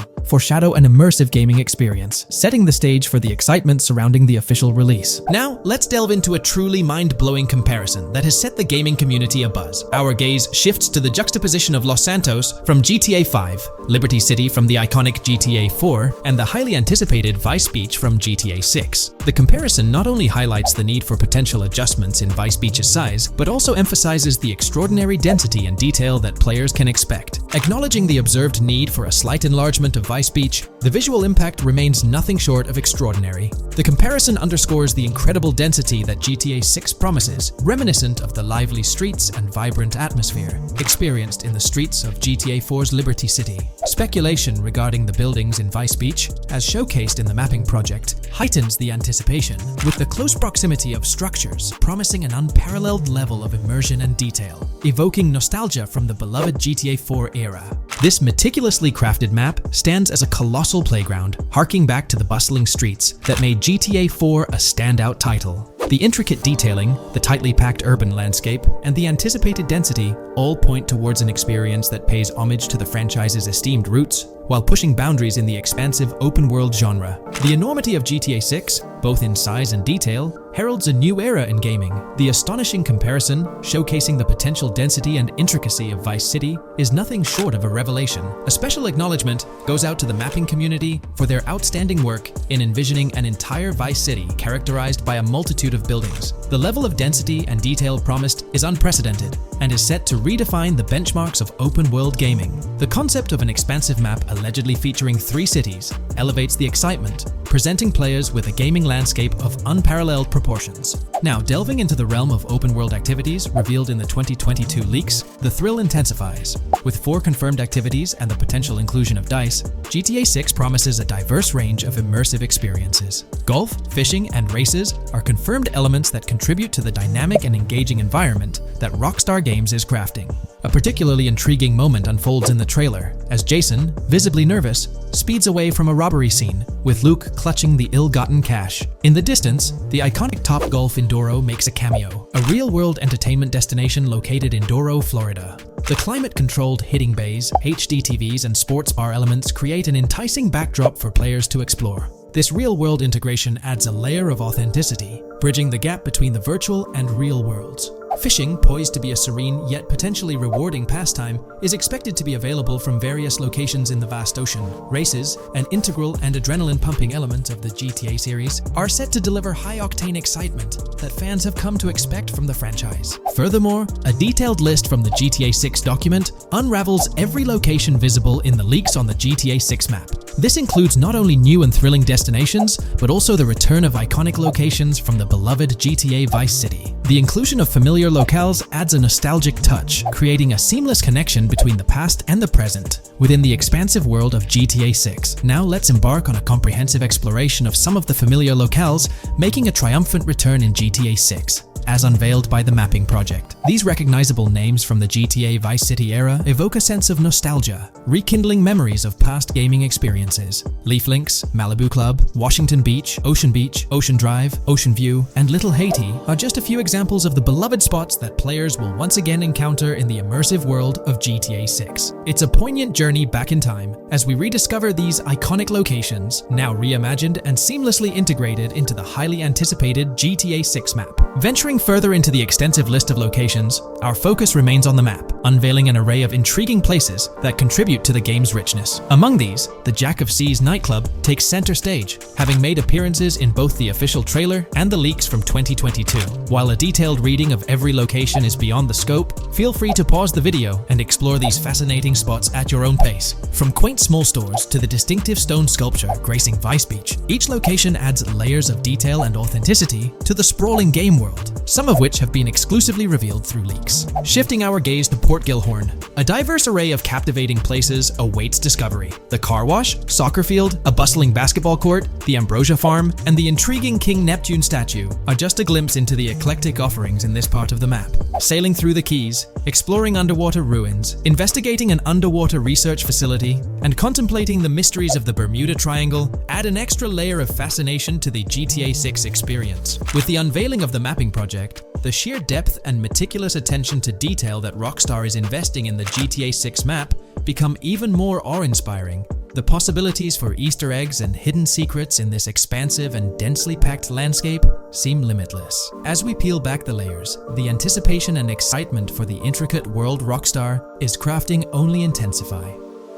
From 2022 and onward, a group of passionate GTA fans have been diving deep into GTA 6 gameplay leaks, and what they discovered was wild. Their mission? They're trying to map out the entire landscape of GTA 6 before Rockstar Games even releases the official game. And guess what? They're actually making some serious headway. This is all about the ongoing GTA 6 mapping project. So, how did this whole endeavor start anyway? It's an interesting story that not many folks are aware of.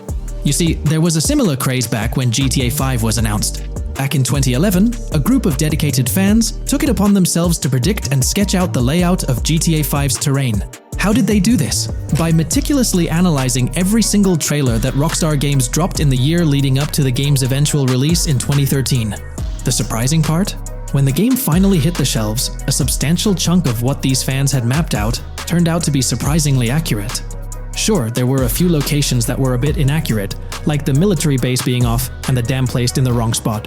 Also, there were some variations in the overall shape of San Andreas, but considering they solely relied on Rockstar's official footage and had put in 2 years of work, their accuracy was pretty commendable.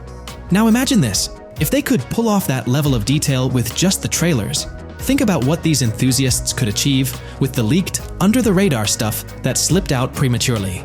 Plus, add in an extra year of combing through details and data. This mapping project is being led by a user called Dupzor, who is the project manager of this whole thing. On September 18th, 2022, when a massive leak dropped over 90 minutes of GTA 6 footage, the map enthusiasts went into full gear. While I can't exactly showcase the leaked content here, what really sparked the interest of the community were the coordinates embedded within the developer's HUD. These sneaky numbers revealed the exact whereabouts of the player concerning the game map. And let me tell you, GTA 6 fans wasted no time diving into this goldmine of information. With these coordinates in hand, the community went Sherlock Holmes mode, meticulously mapping out the game's terrain and identifying key locations. For instance, in one intriguing clip from the leaks, Lucia and Jason were caught in the act, robbing what seemed to be a Waffle House. This incident was marked by a simple white dot on their evolving map project. But it wasn't just a random dot, it was a significant clue. By cross-referencing the coordinates provided in this clip with other glimpses from the leaked footage, they managed to calculate the spatial relationships between different spots showcased in the leaks. This detective work allowed them to gauge distances and plot out the relative positioning of these places within the game world. However, it didn't stop there. The community didn't solely rely on leaked footage. They combined their detective skills with the official trailer and, using a blend of educated guesses and hard data, endeavored to include every conceivable road, building, and landmark featured in the GTA 6 map. The goal? To create a comprehensive and accurate representation of the game's virtual world based on all available tidbits of information. It's a fascinating process that demonstrates the dedication and passion of gaming communities in piecing together the puzzle of what to expect in GTA 6. Since the leaks hit, the GTA community has been on a mission, working tirelessly to piece together the game's map. Their focus has mainly been on sketching out the main areas, the cities, towns, and key landmarks. It's been quite a collective effort, with everyone trying to contribute and fill in the blanks based on whatever clues they could find. Then, the trailer dropped, and it was a whole new ball game. Among all the fast cars and flashy scenes, Rockstar slipped in a subtle surprise for the observant fans. After a few days of dissecting the trailer frame by frame, someone spotted it, a tiny image hidden in the bottom right corner of the ending screen. And guess what? It looked like a map snippet.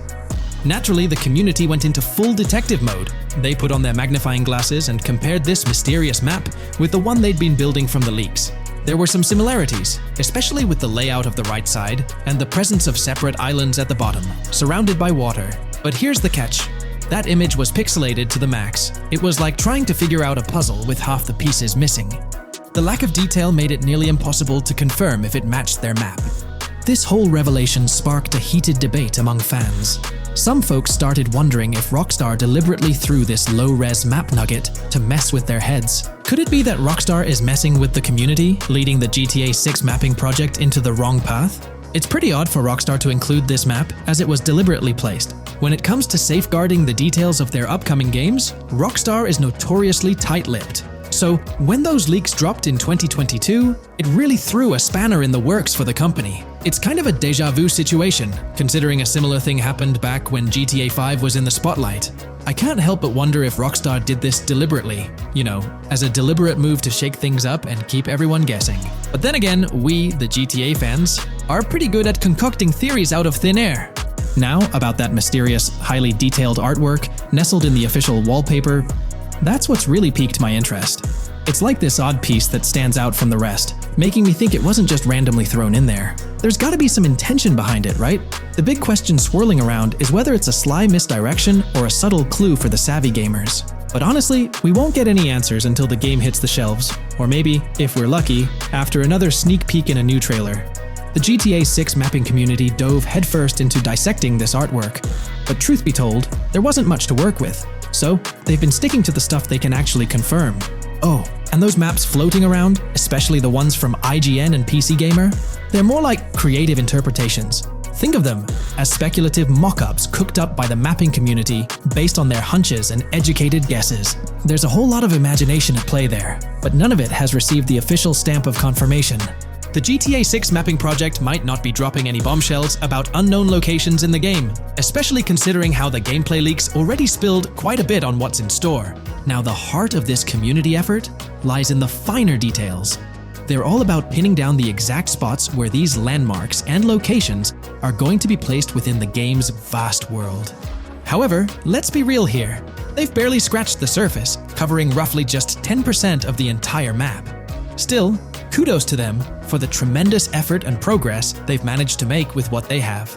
What's confirmed, though, is that this map in GTA 6 is going to be an absolute beast, nearly double the size of the already sprawling map in GTA 5. They've made strides, particularly in fleshing out the Miami Beach region seen in the trailer, those gorgeous Venetian islands from the breathtaking aerial shot, and even narrowing down the location of Lucia's incarceration in the game.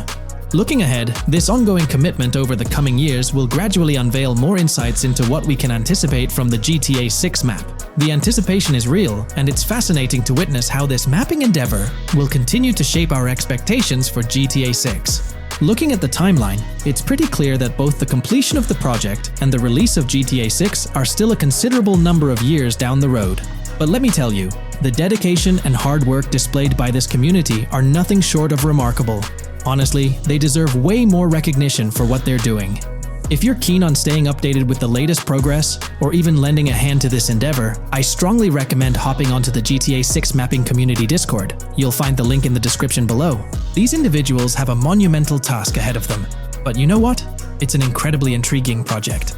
Back in the days before GTA 5, I didn't even know something like this was happening behind the scenes.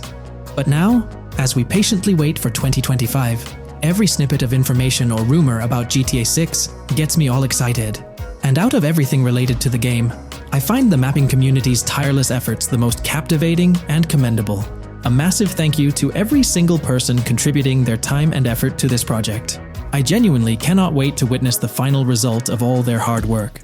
Hey there! In this video, we're diving into an upcoming terrain system in GTA 6 brought to you by Rockstar Games. Additionally, we'll explore some cool graphics enhancements like ambient occlusion, global illumination, and material tinting slated for the next GTA. The scoop comes straight from an official patent filed by Take-Two Interactive, Rockstar's parent company. So let's kick things off by checking out the patent titled Method and Apparatus for Enhanced Graphics Rendering in a Video Game Environment. According to Rockstar Games, the rendering of real-time graphics usually happens in a pipeline setup like this one. At the core of it, the process kicks off by handling 3D vertex information, moving on to render pixel-level details like light color and shadows. In the current systems, one or more shaders are employed for this pixel-level rendering. These shaders are essentially programs that operate on the GPU. The challenge in rendering lies in finding the right balance between realism and detail, while ensuring smooth performance, aiming for that higher frame rate. For example, a virtual world should illustrate various terrains that mirror a number of lifelike geographical areas. Each of these terrains can provide unique interactions with a virtual character in the video game. By way of example, a virtual player traveling through sand or snow should leave footprints that are different than the virtual player walking down a concrete sidewalk. However, because of the number of various terrains that need to be accounted for, and the unique behavior of each terrain, conventional graphics systems do not have enough processing power to account for dynamic terrain and the associated interaction with players of the game. So, Rockstar Games developed a shader system for efficiently rendering various types of terrain with high realism. Let's take a peek at the system. The world level map, visible in the bottom right, outlines all the different dynamic terrains, such as muddy, sandy, grassy, hard ground, snowy, and more. Take a gander at this world-level map showcasing the diverse terrains. Now, let's explore the various dynamic terrain zones within the game world. Using Red Dead Redemption 2 as an illustration, this world-level map plays a pivotal role in determining the terrain that players or NPCs interact with. Essentially, it acts as the foundation to generate a trail map. Think of a trail map as a record of all the imprints left behind by characters, vehicles, and other objects, like the aftermath of explosions. Take this image, for instance, showcasing how the snow has been altered by the actions of this NPC. Different shaders of the shader system are used for different terrain types and with different trail map types. For example, basic terrains do not require special shaders, while shallow mud terrains can advantageously benefit from a parallax surface shader to efficiently show ruts and tracks in the terrain with a high-detail trail map. As an additional example, deep mud terrain may use a tessellation surface shader to model the ruts and tracks in the mud. You might be aware that in Red Dead Redemption 2, you can leave realistic footprints in the snow and mud. Rockstar explained that they employed two shaders for this effect: parallax maps and desolation. These shaders create a convincing illusion of high-level deformation, where footprints appear on the terrain's surface. In reality, the surface is warped but not physically deformed, ensuring a smooth and polished movement experience. In GTA 6, they're applying the same technique to bring an extra layer of realism. This will be particularly noticeable with explosions, firing RPGs at the ground, walking through mud, or driving vehicles through it, each leaving distinct tracks based on the terrain. RPGs, for instance, will create craters on the ground. This adds a significant level of interactivity, making it feel like you're genuinely impacting the game world in real time. Despite it being an illusion, the result will be remarkably realistic, akin to the snow in Red Dead Redemption 2. To sum it up, this graphics rendering patent encompasses the dynamic terrain, ambient occlusion, global illumination, and material tinting, all exciting new features making their way to GTA 6. Rockstar has invented and patented new graphics rendering systems, which aims to fix some of the problems of traditional graphics rendering systems to make graphics rendering more efficient, thus improving performance and allowing for better, more realistic, and more immersive visuals. Dynamic Terrain System. This is a system that records and creates trail maps which make it possible that terrains can be visually deformed when being interacted with in various ways. Players, NPCs, vehicles, objects, and explosions can affect the terrain. For example, leaving footprints or vehicle tracks in sand can be seen in action in Trailer 1. Explosions will leave craters in the terrain as well. It's also possible for certain changes to the terrain to disappear over time. For example, footprints and tracks in mud disappearing after some time, since the viscosity of mud makes it return to its normal state after some time. There are different types of terrains, for example, muddy, sandy, hard ground, grassy, or snowy terrain. Each type of terrain will react differently. A sandy terrain will be more easily deformed than a grassy terrain, for example. In the initial part of our video, we delved into the rendering pipeline, which also incorporates a lighting stage. While conventional systems often utilize cube maps for pre-rendering lighting, it's worth noting that this is mainly for static elements. When it comes to dynamic characters, pre-computed lighting falls short in accommodating changes from objects within the scene. Although ambient occlusion can be pre-baked, it lacks the capability to update dynamically. Realism takes a hit due to this. Conventional systems often incorporate static lights to mimic reflected light, like sunlight bouncing off the ground and under a table. However, this static approach fails to update with changes in the light source. To address these challenges, Rockstar has patented new systems. Ambient occlusion. This is a graphics technique that can be utilized in multiple forms to determine how light and shading are displayed on an object. It can lead to darkened areas, enhanced contrast, and improved surfaces due to this technology. This patent's ambient occlusion system offers some special advantages. Determined by either preset or randomized assets based on developer discretion, the lighting can greatly provide a new vision to world building to make certain areas stand out, akin to a real-life setting. Global illumination. Global illumination is a graphics rendering technique that models how light is bounced off of surfaces onto other surfaces in direct light, rather than being limited to just the light that hits a surface directly from a light source, direct light. Rockstar's system detailed in this patent uses a bounce map that is projected in a top-down fashion to determine reflected light off of the ground. This bounce map is then converted into a texture that provides an approximation for the expected bounce back of light. This simulates the effect that would be achieved rendering the multiple passes of lighting to account for the natural bounce reflections. The bounce map can then be integrated into the lighting pipeline, During this, a technique is used to determine the area that needs this extra pass for each frame. This way, only the visible and required area is rendered with this technique, thus making it very efficient and less performance intensive. Overall, this provides many of the benefits of ray tracing without the computational expense. Ray-traced global illumination will probably still be in the game.